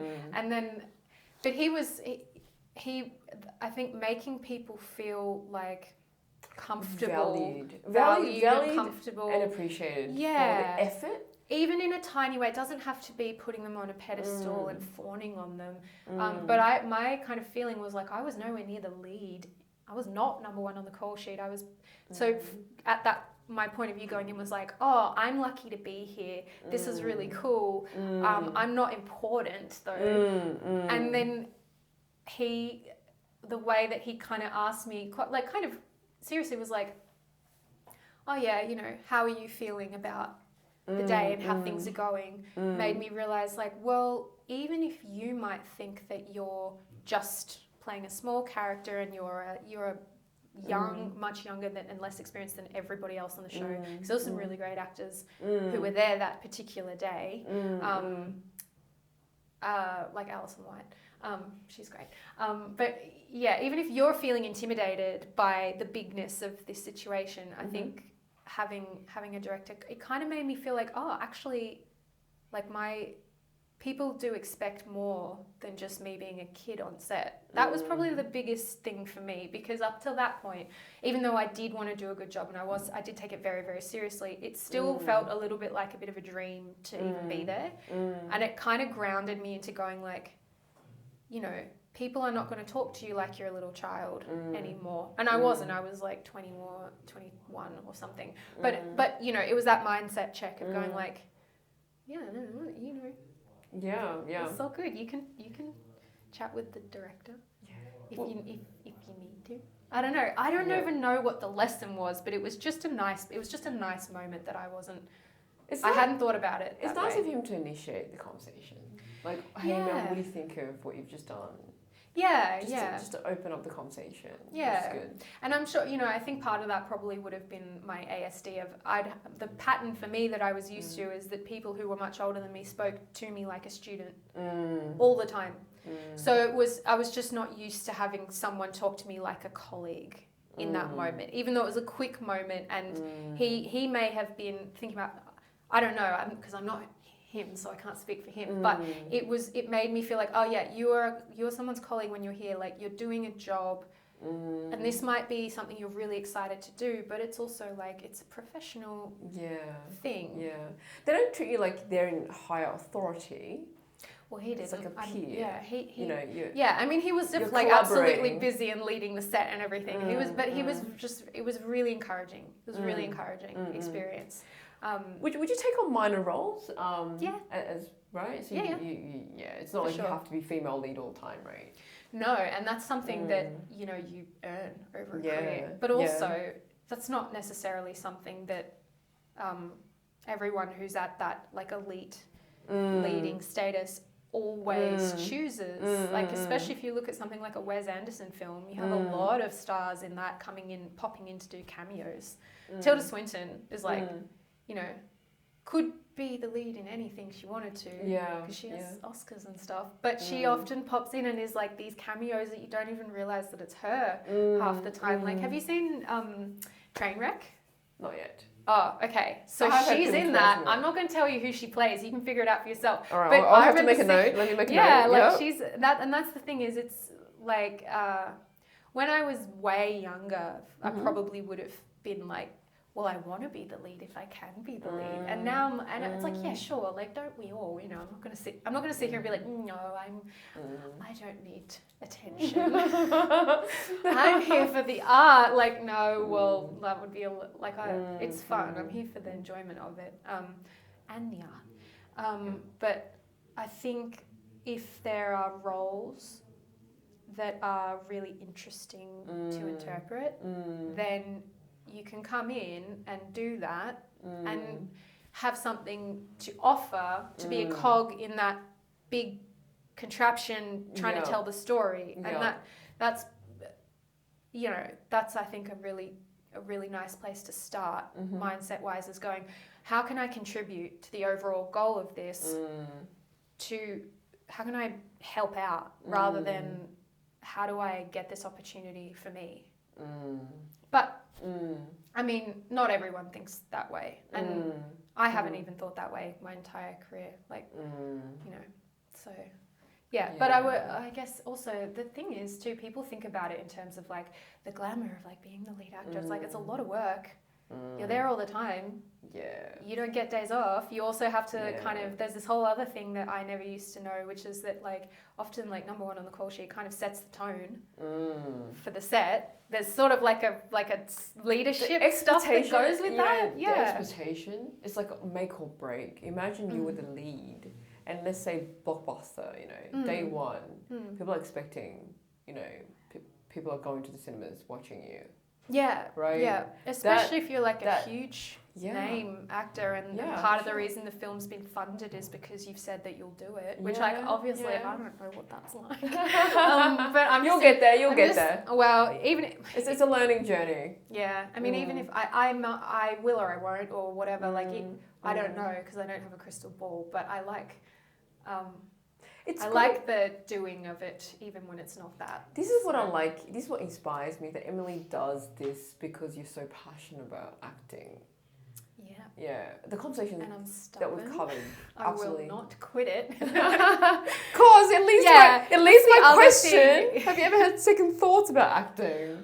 I have. It was a really long time before that ever crossed my mind, because I was so set on it from a really young age for a good 10 years before I could even actually start it properly. And then I've had a good 10 years since I started auditioning where I've worked at times and then haven't for long periods of time where the only acting I was getting to do was what I would do in class. And some of that's been in my control and some of it hasn't, and some of it's been maybe I could have handled things better, maybe I brought some of that on myself because of choices that I made, and then some of it is just there's nothing I could have done about COVID, wait, what were we talking about? You mentioned Canada, but you mentioned, did you travel alone to Canada? Yeah. Because we were talking about, have you ever had second thoughts about acting? Oh, yeah, that's clearly the answer is... Yeah, so I went to Canada. I got, I had an agent over there, and they said, you should come over here and audition. And I moved over there, and that actually was one of the big indicators of the autism, even though it would still be a good 8 years or so before I actually figured it out. But I moved over there, and within 20s. Landing, I was 22 when I moved over there. It was August 2015, and within an hour of landing, I started to feel very unsettled, and I didn't know why. And I started to feel I didn't have any references in this. I was I don't exist here. There's no, I don't know. And I just started to feel really homesick. And that's what I thought. I interpreted it as homesickness at first. But it was it was homesickness where by the time I happened to know someone when I first got there for the first 2 weeks. So I hung out with them and I was okay. But as soon as they left, and I felt so alone, and I couldn't, it was homesickness, but it was distraught all day, crying all day, not literally non-stop for weeks. And my housemate at the time didn't know what to do. Didn't know what to do, because and I didn't know what to do, and I just wanted to go home. I felt I didn't feel like myself anymore. And it was, now I know, after finding out about the autism, it's because routine is really important for regulating for me with my ASD, right? So we've seen, some people are familiar with that element of it, whereas if you change something unexpectedly for an autistic person, they might have a very strong negative reaction to that. They might get really upset by it. And so for me, moving to the other side of the world where I didn't know anyone and I also had the really bad ADHD, so I didn't plan that trip very well. I wasn't good at like managing myself anyway.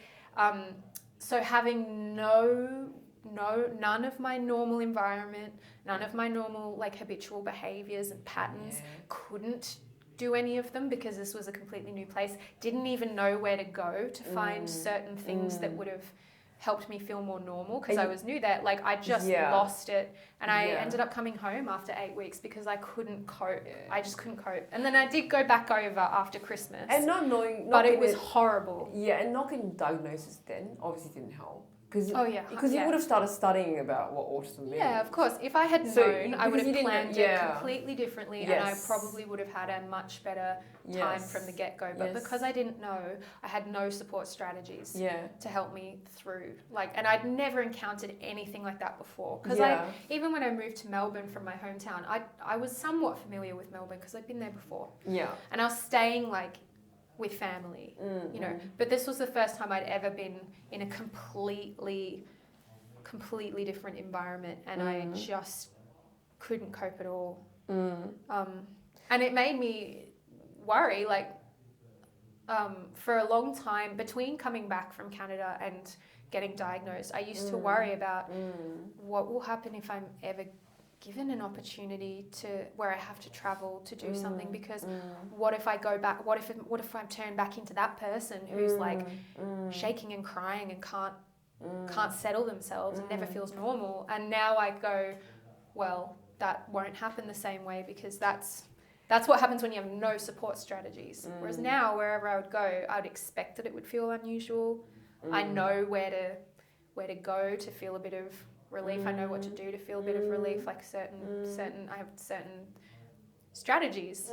Like sensory needs. Yeah. You need to allow yourself that, okay, I've got to wear the right clothing. Have certain go to environments that you're familiar with. Find social groups. I would probably find an autism support group, a local one, because it's just a big change, and I'd find ways to help cope with that change if I was ever to do that. Is there a social group in Melbourne that you could let the audience know? I mean, I'm sure there would be. I don't know necessarily, because I don't really go to a group in Melbourne, but I'm sure there are. Because you do therapy instead, so I guess, you know. And there's definitely one thing I can recommend to anyone with ADHD, but even if you don't have ADHD and you just want to learn some skills for getting through life, there's a YouTube channel called How to ADHD, and it's hosted by Jessica McCabe, and it is the best resource. If I had to choose between... No, I'm not going to say that actually, but it is my number one thing. She does interviews with different medical professionals. She has a lot of research, and the main thing she has is support strategies, videos explaining the challenges, what's actually going on in the brain, and what you can do to work, to help yourself. I want to suggest the audience TED Talks as well. I've seen some. She does a TED Talk too. So you're on the money. TED Talks, Nice. YouTube can be a great resource. Plenty of resources to get to know yourself if you have ADHD, if you're on the spectrum. Yeah. And don't shy away from getting that diagnosis. Because I have friends that are on the spectrum, but they told me at the beginning they didn't want to go get that formal, diagnosis, because they were hoping that they're normal. Yeah, people have concerns about stigma for sure, and that's something I think that throughout is some generations it's a really difficult thing to overcome that apprehension about the stigma, and then for others more like millennials and Gen Zs where we're much more open to it. But yeah, I mean a lot of the times people. a lot of the barriers for many people getting at least an autism diagnosis is it's pretty expensive. But for me, I mean, I saved up and then I had that money and I was like, well, I can either go on a holiday or I can go and figure yourself out. Go and do this. Yeah. And I'd had enough experiences and enough challenges that for me, I was like, I would consider it worth it to do. But I think people have a hard time. Some people have a hard time feeling that they're not normal because they desperately want to be normal because we have these social consequences if everyone points at you and says you don't belong, you're weird, you're different, and like we all want to fit in. We don't want to be. We don't want to experience rejection. And you know, back in the cave person days, if you were rejected from the tribe, you'd probably die. So there's really deep-rooted survival instincts in that. But all I can say is if you have this stuff, if you have these things going on in your life and you're not treating them, you're going to experience all the consequences of not having any support for them, no matter how hard you try to cover it up. Whereas if you know the information that can help support you and manage your brain, you are going to have far fewer obstacles and consequences dragging you down. And that's what I wish I had known from a much younger age, because there are so many instances where I would have had completely different approaches to handling certain obstacles, whether that was like social or career-wise, for acting, like very different expectations. And it would have been really helpful. So I would say for anyone who's worried about, who's like dreading being told actually you are different in some way, well, you are whether someone tells you that or not. And people are going to notice people do notice whether you, they might take longer. If you're a high masking person, they might take longer to notice, but eventually people do start saying things like, oh, you're a bit quirky, aren't you? Or, you know, or whatever it is. So the sooner you can just acknowledge stuff and learn about it, the closer you are to actually getting where you want to be, which is like functioning consistently. So yeah, and that's also not to suggest that like you need to, because I know for some people they would be upset if they felt like I was saying like, you need to get closer to a neurotypical person, you need to change, you need to cover up your autism. And I don't mean that. I don't mean that you need to learn how to mask, or that you need to behave more like other people. It's just that you get context, so you can make the choice for yourself how you want to live your life. Yeah. But you have correct information about what's going on, as opposed to like walking around with feeling like you're in a foggy room. Yeah. But everybody else can see clearly somehow, you know, or feeling that you live in a society where there's always one rule for you and one rule for everybody else, but you have no idea why it's always you that's got, you know, doing the wrong thing. I think it's great that you're so persistent about chasing acting, you know, as a career. So what do you think your next 10 years would be like in acting? I don't know. I have no idea. Just one project at a time, right? Probably, I really enjoy doing like little indie things around Melbourne at the moment, so there'll probably always be that. I have no idea what will happen in my career or in, like with acting in general as a business, because of AI and things like that. I'd love to call you back, you know, 10 years, in 10 but years I could, you know, I think there's a lot of pressure on anyone who says they're going to pursue acting, that the people kind of go, well, it's only of value if you make it to becoming like Margot Robbie, Meryl Streep, you know, like working all the time. And we don't do that to people who love indoor cricket and play on their local indoor cricket team. We don't turn around to them and say, well, you're never going to play for Australia, so maybe it's time to think about quitting. No, you But can't people go do to- that to, and I'm not saying you're doing it, but like people Yeah. do that to me all the time. Yeah, People no, do that no. all the time where they're just, there's something about the creative things where other people who don't do it find it a little, some of them, not all of them. Yeah. Some people are supportive and amazing, Yeah. but they can find it really uncomfortable they don't know how to cope when someone is doing that art form, but not making all their money from it. So I want to say, like, when you're checking or consulting or having a mentor, checking with someone that's already made it. You'd be surprised. A lot of actors started doing side things.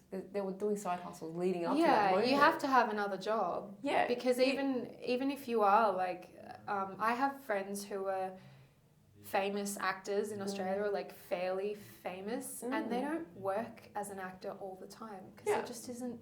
Well, because there just isn't enough jobs here for them. You know? Because I think there's a lot of Asian actors that do deliberately go travel, you know, for about a year and then come back to acting because that life experience helps them with the next role. 100%.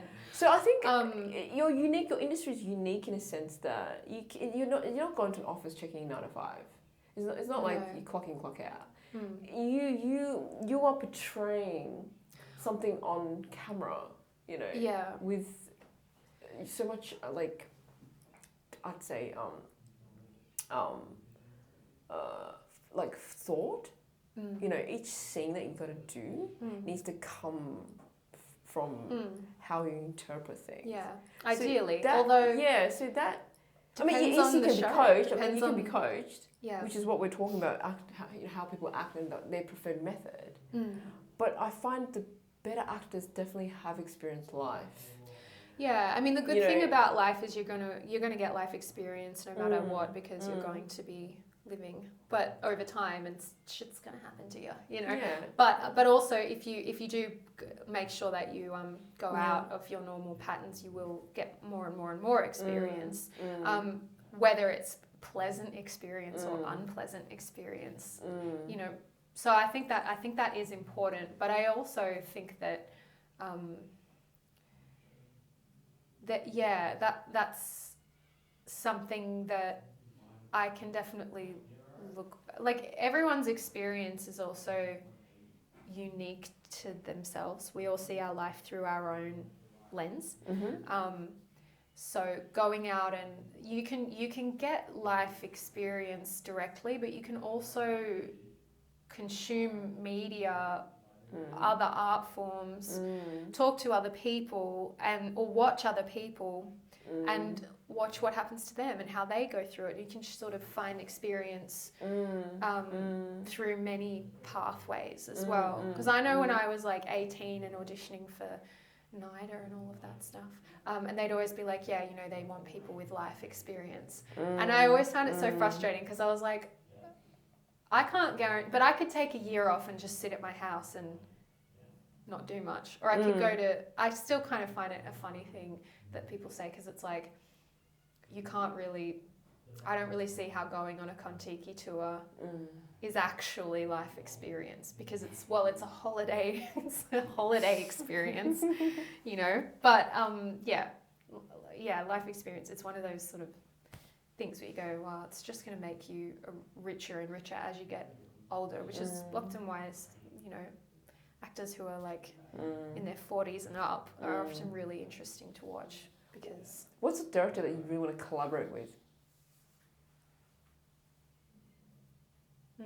I know that that question is I'm meant to say a name, but really... Or few names? Yeah, but really for me, I'm like... Well, you gotta manifest. It's manifesting. I mean, there are loads of big directors that like my ego wants to get to be involved with. Or, you know, not just my ego, but also like my appetite for, you know, stuff that I like to watch where I'm like, oh, I want to be in a thing like that because it's cool. Yeah. But really, like directors I want to collaborate with, whoever they are people that are thoughtful storytellers who like detail and who are open to trying things that might not work in the pursuit of finding a moment that does. Oh. You know? That's that is what golden. I like. I like that. Yeah, because you have to be open. You have to be open. It's like, you know, when you have an athlete training to do a specific motion, they have to repeat that so many times and fail before they hone into. It's like learning to ride a bike. You're gonna, in order to learn how, like, where your field of balance is, you're gonna tip this way and that way, and you're gonna get there. And it's sometimes it's the same with a scene. You might try something because it could be great, or it might really suck. But it's got to be okay that you try it, or that you talk about it at least. You know, like. Depends how much time there is on the day. But yeah, anyone that really, really, really loves storytelling and people. Like working with people, exploring, drawing out the best out of people. I feel like the good directors really bring out the best. Yeah, and they have a clear even the crew, vision. The production. There's so much respect to the crew. Oh, 100%. You know? Yeah. Because you can't do what you're doing without them. And they take care of everyone cares about their area of expertise.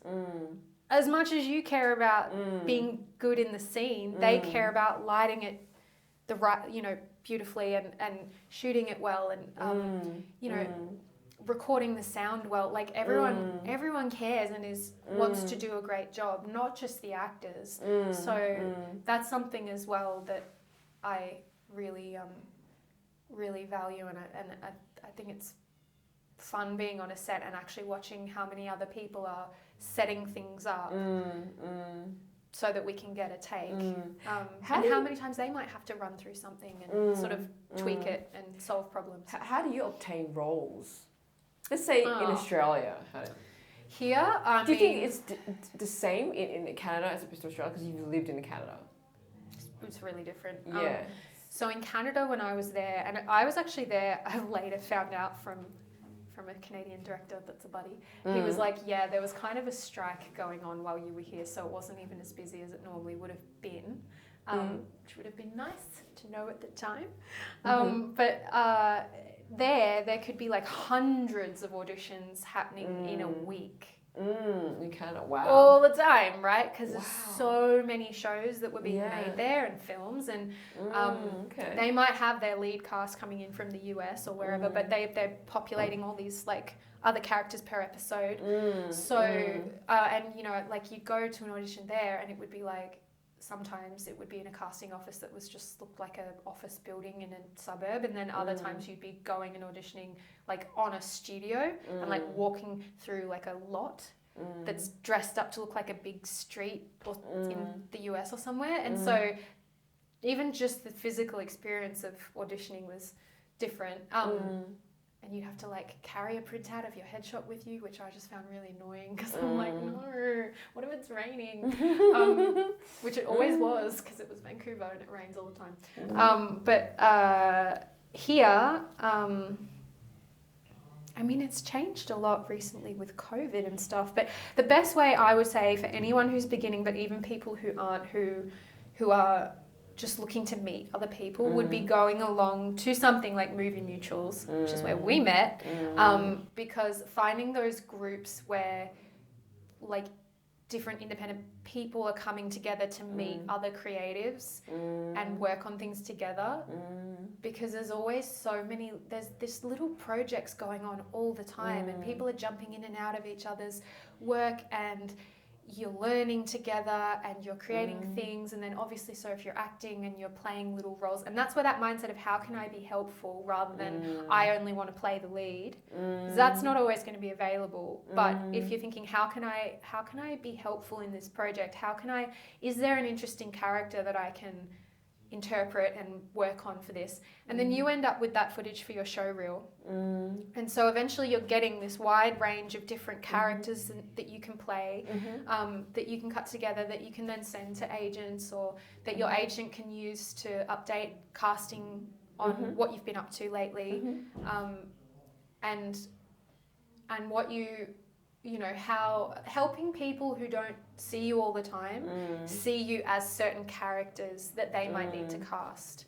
So you know, you might not want to, it kind of comes down to also like the marketing side of how you advertise yourself as a, like as an actor to the people who need to solve a problem, which is like casting directors need to solve the problem of finding the appropriate person to play this role. And so, helping make their information processing a bit easier by providing them with an example of like, here's what I'm like, as this, as that, as this, as that, and make, you know, thinking kind of, being thoughtful about like,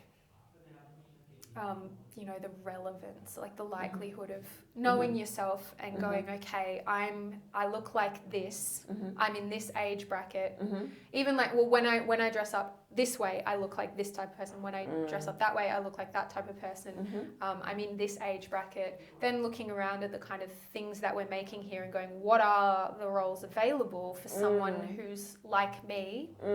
And do I have anything on my reel? Have I worked on any characters that can kind of show that I'm how I'm right for that, whatever it is. And it might be multiple things. And there's, you know, everyone has roles that they are really obviously a great choice for, they just make sense for, and everyone has things that they don't make sense for, and that it doesn't always come down to how good of an actor you are. Like I know that people like to say, oh, they're so good they could play anything, but like, you know, Meryl Streep, like obviously she's amazing, right? And people go like, she's so good she could play anything. Well, like she probably could, but that she doesn't. She says no. I'm sure she says no to stuff. I'm sure she gets sent a lot of scripts that she's like, you know, I'm not sure if I'm interested in doing that, or I'm not sure if I want to do that. Like even she doesn't make herself play every single thing just to prove that she can, that she's good enough. So letting go of that idea of I have to be able to do every single thing, you don't, and you won't be the person that's chosen every single time. But so you say you'll be picky about what roles you take on, yeah? Not really picky about that. Like you kind of need to, if it's like professional work, you should audition for whatever you're asked to audition for, because it's up to someone else to tell you not, like, no, you're not right for this. But if you're trying to get auditions, if you're trying to present, you know, get called in, you know, you want to have materials that represent you, that show someone that you could be worth, that you have the right look to be brought in for this type of role. It's probably more likely that I might be called in for like a Lord of the Ringsy, Downton Abbey type thing. Upcoming? No, just in general, just like that vibe. Yeah. Because I kind of look... You do. Old-fashioned, right? You got this mystical bit of an elf vibe going, as opposed to like playing a Playboy bunny. Do you know what I mean? Like, because that's a very distinct look too. I don't mean like Playboy bunny, but I mean like as a very, I have a different look than like a really, really commercial, like tanned, blonde. Yeah, like surfing or something. Like right, exactly. Yeah, exactly. You're right, you're right. Like, you have a more... Yeah, so we all have... I'll say mystical. Yeah, we all have like kind of different faces and different stuff about all of us that makes us seem... It's not that we couldn't play... It's not that the beachy blonde person can't play an elf and that I can't play a surfer. We can, but... Sure. But it's more obvious to me that like I'm going to kind of lean into my strong points because and also like conveniently for me I probably would prefer to play an elf than a surfer because I can't surf that well. I could see you as a mermaid. And also, I could see you as a mermaid. Oh yeah, that'd be cool. That'd be cool. I'd be so stressed about like getting sunburnt. Like, you have to slip, slop and slap the whole time. All the time. On sunscreen. Yeah, I'd be like, can I wear full body wetsuits all the time, please? And then I'd be scared about a shark thinking I'm a seal. Anyway. But all I mean by that is, you know, paying attention to trying to position yourself to have success. Don't try to work against your own current in the early days. And it kind of ties back into thinking like, how can I be helpful in this process? Rather than trying to make an opportunity about how it can serve you. Mm-hmm. Mm-hmm. So I hope I didn't come across like telling people, you were just so real for the whole you have to look entire. a certain way, or No, it's not that. Tips. It's just like know where you're. You've given so many good tips that I don't have to really ask you what advice to give as an ending question. So as an ending question, I'm going to ask: is there any upcoming projects? Yeah, I have. There's a little short film that I'm preparing for, and I think I'm going to shoot it like sometime in April, which also Odie Pollock is in, who you've interviewed. So, and he was also in What's It Gonna Be? So we're gonna be like teaming up again for that. And who's the director? Josh P from. I like that. Yeah. Yeah. I can't really say much about it though because it's still kind of... Because it's in the works. It's in the works. We will be releasing things. Yeah. I like to see your prior bloopers. I'm sure you retain. My prior... Yeah, so I have things that I've done from when I was like way younger that are still some of my favourites. Please pass it to me. I like to see, because I just found out today in the interview that you did, 10 years ago, acting. Yeah, So I actually want to showcase that. Well, that part of you. I mean, I don't necessarily have... Do you have footage? Yeah, I have access to footage, but I don't know if all of it is able to be published. Yeah, not all. Not all. But I have snippets? Things from over time, from like some things from when I was really young. And I can send you like my show reel. I want to see show reel. I totally want to see the show reel. Yeah, I was like really your young. acting journey from when you're like early 20s to even younger than that. Well, I don't have anything. I was acting when I was like 13, but in school plays. So I don't really have. Yeah. I don't really have footage of that. But when you started formally acting. But yeah, properly like on screen stuff would be from about 18 or 19. 19 I think was one of the first. No, yeah, 18, 19 is when I started doing short films. I tell you, you've only done short films. As soon as you started acting, you've only done short films. No, I've done feature films. Had little roles in features, but I've done theatre and I've done TV and So my first thing would have been 17 actually, because it was this show called Tangle, which Ben Mendelsohn was in, and Catherine McClements, and there were a lot of really great Aussie actors in that show. But yeah, I did. That was my first ever proper role, was playing a checkout chick. You didn't think of wanting to go on Neighbours? Because all the Aussie actors of course. Of course I have. But people told me when I was younger, like family friends and stuff would be like, oh, just don't go on Neighbours, and I used to be like, oh, okay, like why does everyone... But now I'd be like, no, of course go. Like, why wouldn't you? It's an institution. It's an excellent training ground by all accounts. Yeah, great challenge, and you learn a lot, and you get to become really proficient in preparing and in acting. And I've had friends. I have a couple of different friends who've been on Neighbours in various types of roles, and I would never turn my nose up at Neighbours or Home and Away. What an opportunity to learn. And also, you get to go into work every day. You get to actually be an actor every day. So, yeah. And I don't mind, I like Neighbours. I watch it.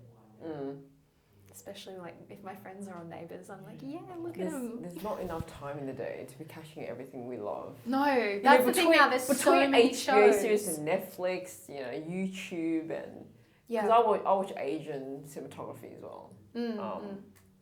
So watching international film as well. International films, yeah. Yeah, that's definitely again, why wouldn't you? Well, I used to struggle with it when I was younger because I was just didn't know where to find it. But now it's on Netflix. It's on, you can find things everywhere. Just we're all watching subtitles under all shows anyway now. So, but just because why limit your exposure to great filmmakers to just people who come from Western culture? So, Well, we've covered so much today. My goodness. Yeah. There is so much more to talk about. I kept wondering where I'm like, I've been talking for too long. No, there's obviously so much more to talk about. I love to invite you back. Oh, I would love to come back. I love talking about this stuff. I'm a big nerd. Yeah, because big drama kid, and I love the enjoy moments. it. I love the moments where you talked about acting technique, and your travel. You know that you've had. You know, extra learning experiences in Canada. That whole 2 years of my life is it's an entire podcast in itself. Like it just, there was a lot going on. And how you, you know, being on the spectrum, how that ties into, you know, acting. For sure, especially like auditioning. Yeah, it was difficult. Yeah, I think you're such an inspiration to me. And I think when this gets released, I'm sure you'll be inspiration to a lot of other people, a lot of other girls that, you know, that are a little bit scared or a little bit shy, you know, to openly talk about, you know, what they're going through. From a medical perspective, from trying to understand themselves. Yeah. Because I've heard it, like whether it's TED Talks or friends personally that I know, there's always that moment where they don't want to speak up about it. It's daunting to be a minority almost, because most of the people in the world are neurotypical. Yeah, and I mean it's so private. People's suffering is so private to them anyway, because it's so vulnerable. And so being able to feel like if you're going to talk about it, that it can be like you'll be held gently, you know, to be able to do that if that's what you need. And I would also say to anybody who is like on the spectrum or thinking about it, there are so many YouTubers, and in particular Chloe Hayden, who plays an autistic, she's an autistic actress, she plays an autistic character on Heartbreak High called Quinny, and she also has a YouTube channel, and she is just awesome, just a fantastic educator, and YouTube was where I went when I first got diagnosed. I was like, let me listen to other autistic people talking about their lives. So YouTube's great. I mean, like with anything that's someone's subjective opinion, you need to take it with a grain of salt at times. But I would say for sure, if you like acting and you've got spectrum stuff going on, Chloe is a great person to look up to as well. I think to people that don't know what it's like to be on the spectrum is judge less. I think listen more and judge less. Yeah. Really get close, make the observations of people that are on the spectrum and understand that some of the reactions can't really be helped, but they're doing their utmost best to fit in. Yeah. Into this space, you know. I mean, we're like anyone else too. I'm sure there's people on the spectrum who are like, fuck you. You know? So just like, why do I have to do anything? But yeah, like I think, and I know because I'm super black and white, I would even say to me, like, I need to judge people less too, like, because I do that all the time. Yep. Because we're all human. Like, that's the thing we're saying is like, sometimes funny. Let's have patience with each other. Yeah, and I think you know, people like to be funny, right? On the flip on the other side of the coin, it's like people that are like on the spectrum probably think that we're weird. The neurotypical people are weird, right? You know. Yeah, so you guys do some who's stuff. To say? You guys do some real illogical stuff. That's right. I don't even want to say. Especially emotionally. I don't even want to use the word normal. I mean, what's normal nowadays? Well, it's interesting. I wouldn't even say what's not normal, what's abnormal. Yeah. You just wouldn't even tag things in that sense. Yeah, and like whether something is normal, is common or uncommon, it's very you know, it's not, you're not normal if you have a neurodiversity, because it is something that's a part of our world. It's like saying, roses are not normal because we have so many more daffodils or capeweed or something. Do you know what I mean? It's like I do. There's a thing that Chloe Hayden, her book is titled this as well, but I think Temple Grandin might have initially, who's another awesome autistic person. Temple Grandin is, I can't even get into it, but I love her. But I'm sure there's so many YouTubers' names that I have to go check in. She kind of, I think she coined the phrase different, not less. And that's what's going on. I like that. different, not less. So as long as we can remember that and go, look, people are different. Yeah, there are challenges. I think it can be exhausting to be the autistic person. It can be exhausting to be the neurotypical person, like trying to understand what's going on. But we're not less than each other. Trust me, the grass is not green on the other side. Okay, everybody's got problems and challenges. We all have things that we have to deal with. Yeah. You know, inner demons, difficult things, personality quirks as well. Like we all have. Yeah. Everybody has that to varying degrees, and even like how that thing with masking where. Like someone might say, well, you don't seem like you're autistic because you've been able to have a conversation for like however long we've been chatting. But how I learned to speak, I listened, my parents played a lot of BBC comedy stuff. So I grew up listening to like Stephen Fry all the time. So that influenced my vocal patterns and like my how I structure sentences. And I'm not saying like I'm not as wordsmithy as Stephen Fry, but you know, that's the environment that I was in. Had I not been in that environment, I don't know, I might have different speech challenges. I don't know, because environment helps shape us how it, you know, again, whether you're on the spectrum or not, you know, environment helps shape who we are. So and because I'm not an autism expert, I have it, but I'm not an expert. So there could even be things that I might have said throughout today that are a little bit inaccurate. And we'll just have to say in the comments, because if you have something in the comments, like, say it, because I want to know, because it's a conversation. No, but it's good. Exactly. It's timely conversation. So, you know, we welcome our guest with, you know, the understanding that we're having a conversation. Yeah. We're not distributing exact factual. Yeah, we're not medical like information. Yeah, we're not running a medical conference. Yeah, we are talking about as a person of being on the spectrum. Subjective experience. Right, and the career pathway is acting. How does that, what kind of impact it has? Yeah. And you've covered it so well. Oh, thanks. Thank you for having me. I have to thank you. You are the first guest that I've shaken hands with, because we're in such close proximity. Yeah. All the other ones are maybe outdoors, or we're like, I don't know, further apart. Yeah. I like it. I was like, let's bring the chairs close. It's good. But thank you for having me on, because it's a real it's a real kind of privilege to be able to talk about my experience. And I hope that if you're able to have other autistic people on who are, you know, different to me, like different kind of intersectionalities, because there are so many, there's just so many different examples that people can talk about, but it's really lovely to have that platform to be able to do it, as I'm still learning about it, and at this point in my understanding of like acting too. Yeah, like I was intrigued when you told me about it, because like what you're saying, you can talk for a long period of consistent amount of time. And talking is also I love talking. That's the other thing, like talking about myself, special interest, yes. So. An actor does have to have confidence. So you definitely need to be able to be comfortable enough to talk about life experiences. Because when you go to casting, you showcase personality. Yeah, they ask you about yourself, and you're like... There's times where I've been like, you have to do a chat to camera, and I'm just like, why do you want to know about my life? Like, what have you been up to lately? Nothing. Like, if I was casting, I'd want to know. Yeah. Because that just shows me that you're probably very suited to this role naturally. Like, you probably don't have to act. People also, they just have to play yourself. They do want that, but people also want to clock a vibe of like what you like to work with, what you like to be around on a set too. Yeah. That's part of it. Is like, are you a decent person? I don't know. You know, like what do you know, they want to get a bit of a vibe.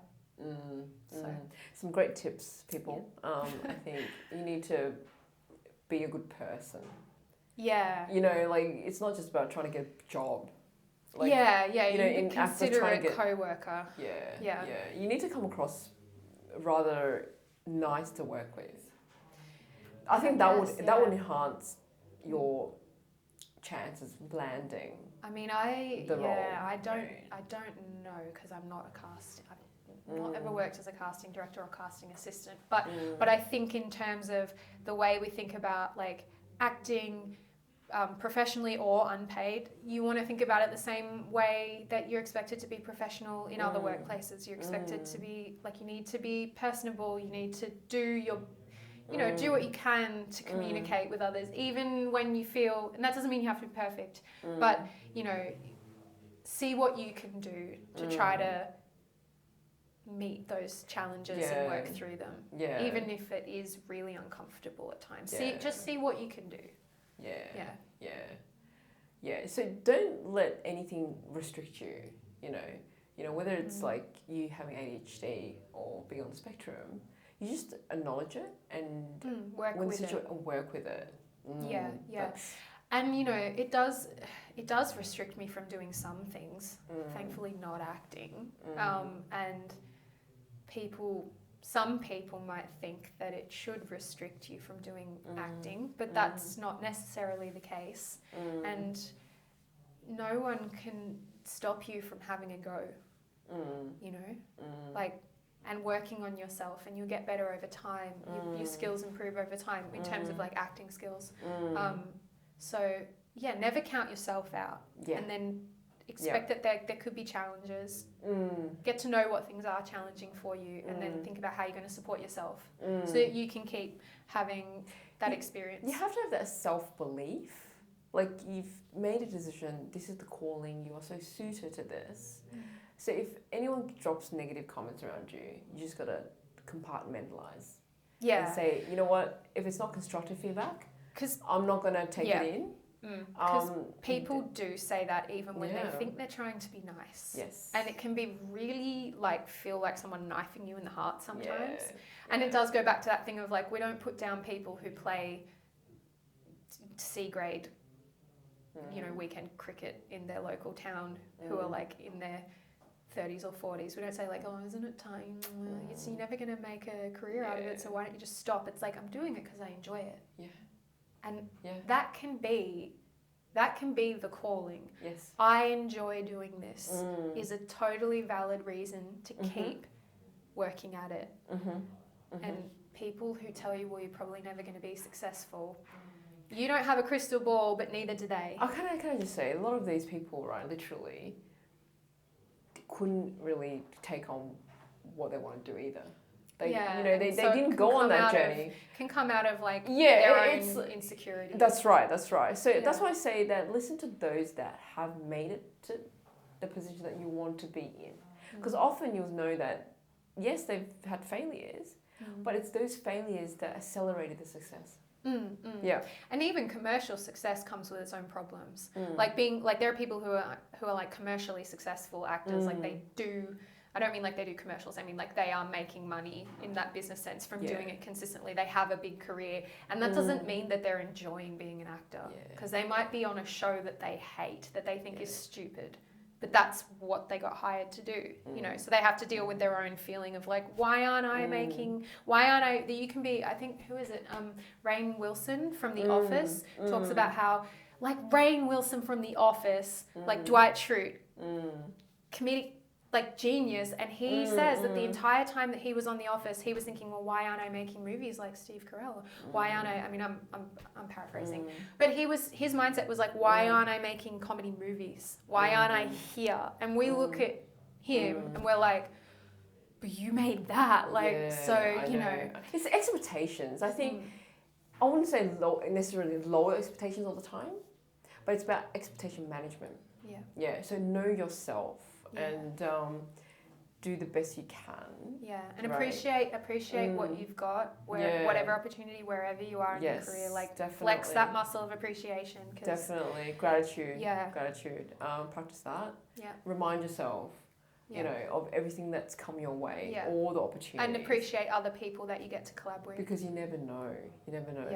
What's next. And someone who's learning filmmaking today might be a huge director in 20 years. You don't know. So treat people with respect, whatever stage they're at, and treat yourself with respect too. That's why I asked the Look question. after yourself. That's why I asked the question. You know, if there's any directors that's on your mind. Also, actors. I wanted to ask you about actors as well. If there's any who actors are that like to, not be nice. Alongside. No, be alongside. No, that Oh, you be want alongside. To, yeah. Yeah. Like, well, oh God, I have so many. My favorite actor is. I have so many. Like, I really want to interview Matthew McConaughey. Right. You know, I'm just going to say it right now. Okay, Jackie Chan. I'm calling Jackie Chan as well. There's a whole list. Nice. A whole list. I don't have time to even drop every single name here. My favourite actor is probably Andrew Garfield. But it's not, I mean, it is because of the acting, but it's also because that was the first person that I started to understand what they meant when they would talk about like care and attention to detail, and like he was one of the first actor that would talk about like being an artist, and I wouldn't roll my eyes at that. I used to roll my eyes and be like, yeah, whatever. And then I was like, no, it's about like caring about the character. It's about caring about, and he loves like detail. And if you watch his performances, they're super detailed and nuanced. And so like I learned a lot about that, and about being very sort of emotionally like respecting your characters like they're, you know, like they're souls almost that you're communing with, having that kind of spiritual, artistic kind of experience. That's something I learned through listening to him. So yeah, and I would be very happy to get to watch him. I have seen him in person because I got to see him at the National Theatre, which was awesome. Wow. But I didn't go and talk to him afterwards because I was like, no. Too shy. Firstly, yeah, no, like I was just like, I was like, it's late. He was doing Angels in America, which is a huge play. And I was like, you know what? Andrew Garfield probably needs more than me like sobbing to him about how moved I am right now in the middle of the night. He probably just needs to get home. So I was like, nah, I'm not going to do it. But maybe one day. So I'll be like, thank you for teaching me so much things. Consideration. Yeah. Yeah. It's like, thanks for teaching me that. Like I came across a A-lister in Asia. Ooh. Right? Sitting right next to me dining. Oh, awesome. And I was like, oh my goodness, that's him. Simon Yam, right there. But he was eating with his entourage and his family. And I just could not walk over to him to ask for anything. I don't like interrupting people when they're going about their day. No. So you know what I did? I had my right eyeball on the table here and there as I was dining. And there was another there's fans walking up to him. And then that's when he left with them to go take photos. And then I was like, that's my opportunity now. Yeah. He might as well just take another photo. Floodgate has opened. Extra photo, that's right. So then I tagged along. He was so polite. Yeah, like no shade to people that do go up and ask for a photo, but I don't know. I feel like all the way from Hong Kong having a meal, and he spoke English very fluently, by the way. Yeah, and just such a huge gentleman. Yeah. You know the way we were taking photos, and he kind of want to be close so that we're in the same frame. Yeah, make the photo look good as well. Right. But then he kind of was like, oh no, but I don't really want to get too close to my fan.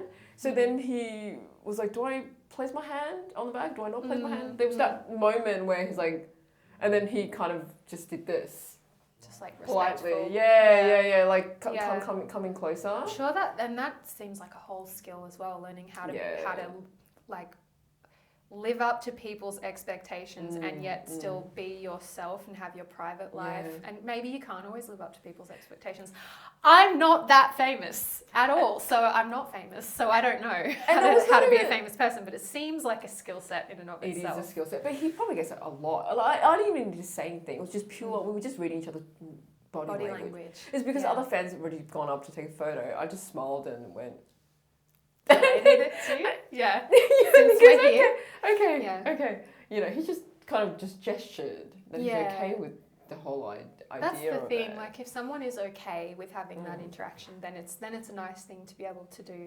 Yeah. But you kind of don't want to push that on someone if like there's nothing worse in my head where it's like, oh, I love this person and they were uncomfortable having to, you know, me too. I just feel like you gotta treat them like get on the pedestal for me, like treat them like every other human, to be honest. Yeah, like, I wouldn't make a big deal out of or a scene out of seeing somebody out, a celebrity that I like. Yeah. You know, if given the opportunity, I might politely have a chat. Yeah. But I might not even ask for a photo. Yeah, exactly. You know? Like, and some people don't do just photos. Be normal. Just play it like they're just somewhat a human. Yeah, like you would. Actually, Andrew Garfield has a comment about this that he says, which is that he says he really likes it when people come up to him and they treat him the same way that if he was just like a blacksmith that made a really nice gate on the edge of town and someone's just like, hey, you blacksmith, I like that gate, it's nice work. And then they, you know, it's like normal human to human, no pedestal variation of like holier than thou, just like nice work. Like I saw Ed Sheeran. And I think that's appropriate. Like I saw Ed Sheeran like at the concert. Yeah. Oh my god, the guy can rap. I didn't think he rapped. He's great. But in the concert he was rapping. I was like, for a good like 2.5 minutes. I was like, far out. This is fantastic. At the end of it, he'll have his security. He gets ushered out after the concert. And I wonder if I could stand somewhere to just try to bump into Ed Sheeran. In the end, that thought got wiped quite quickly. I was like, there's got to be better ways of getting. Because if you do it, the whole MCG is going to want to do it. That's right. So I played it cool.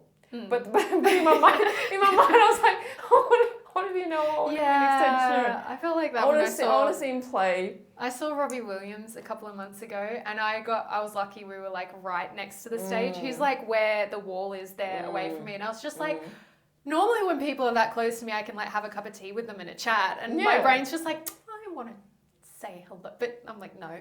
Yeah, it's the pride that stops us. Like, just send a smile. I think it's a lot. There's so much going on, and that's so much energy that's so much to put on a person when really you don't know them. You know representations of them, and you know some of their opinions that they've expressed at one point in time, but you don't actually know them yet. So it's a delicate thing to be like, what is... Oh, speaking of that, because a few days ago I heard on the radio that, I don't know which radio station, but two radio hosts were talking about the fact that they bumped into Rosé from Blackpink. Oh, yeah. Right? And she's declined having a photo, which I completely understand. There's going to be a lot of reasons leading up to that. Yeah, right? I guess personal choice is valid as well. Yeah, I just doesn't respect that. Yeah. But the hosts were kind of like almost saying, "Hey," whinging about they were whinging about it. Yeah. So I was like, and who even knows if that is actually the host's real opinion or if that's the voice that they're trying to relate to most of their audience who might have that opinion could be. You're entitled to a photo with a famous person because you buy the ticket to their movie, they owe it to you. But I would never think like that. Like I would actually try to read the fact that do I have a chance of getting a photo? And it's got to be 99%, I reckon. Yeah. Or a chat, or You know what I mean? Like, I would not even, like, if they're frowning or they're looking tired, if they're asleep, like, if I'm flying first class. If they're in a toilet. Exactly. Because apparently a lot of famous people get approached when they're in the public toilets. And, like, how rude. Like, why would you even do that? Like, why would you even ask for anything? But I think sometimes people get so excited that they're just like, now's my moment, I'll never get another chance. And they're all the other kind of normal manners that you would have just go out the window. So, and like I did meet someone who was a bit of a hero when I was like 19 and I kind of learned, we didn't have a bad interaction at all, it was really nice, but I still also realised like in that moment, this person for real versus my idea of them based on what I've seen of them, different. And it's just like, okay, you never, and people are human, and people can be having a bad day. They can be your hero, and they can also be having a bad day. And if you don't notice, and you're not polite, and they, people have flaws. Everybody has flaws. Yeah, you can't go in there and not play judge. No critiquing. Yeah. Please keep your opinions to yourself. Like sometimes if it's negative, just keep it to yourself. Yeah, and sometimes People don't hear about it. People don't hear about it. Sometimes it's also just like, it's fun enough to see a famous person when you're not expecting it. Like getting to a point where you're like, actually, sometimes just seeing people like is the fun thing. Can I just say, my you don't ideal... need to make it more. Yeah, like my ideal moment to bump into someone Having famous. said that, if you see me in anything, come up and tell me. And ask for a photo because I want the attention. No, I do. Like, yeah, I need it. I'm going to get the autograph now. Like, for real. For one day. You are the next Margot Robbie. Please. The Aussie... I mean... The Aussie acting, we want to really support that. For sure. Yeah. I honestly, if I could be the next Margot in anything, it would be like her Sign away. It would be like her producing skills because she okay. that like she's an awesome actor. I love her acting. For Barbie, right? And like I, Tonya and her drive and her assuming ability to like negotiate with people and create opportunities and create like her own companies and like work with people and make amazing stuff. I'm like, oh yeah, I would. I'd love to come with even a little bit like that. Would be like awesome because she's a badass. I love her. Okay, I don't have a signature, so maybe I'll just make one up right now. You might have to. I don't know, like leave your lipstick mark. Ooh, kiss the page. Let's see if I have any. Put someone ages ago. This is getting recorded. Come on, mark the moment because I believe in you. There's a tiny shred. There's like a little. There's a tiny line. You can't even see it. That's funny. Oh my god, it's hilarious. I love these candid, unprepared moments. I didn't prepare for you to sign anything actually, but I don't know. Doing it now. It's too late. Yeah, but I feel like in this moment it calls for it.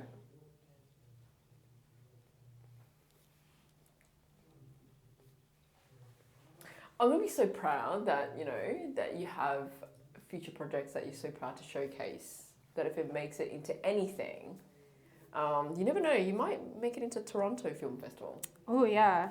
Because you've got ties, I think that'd be a great story to tell one day.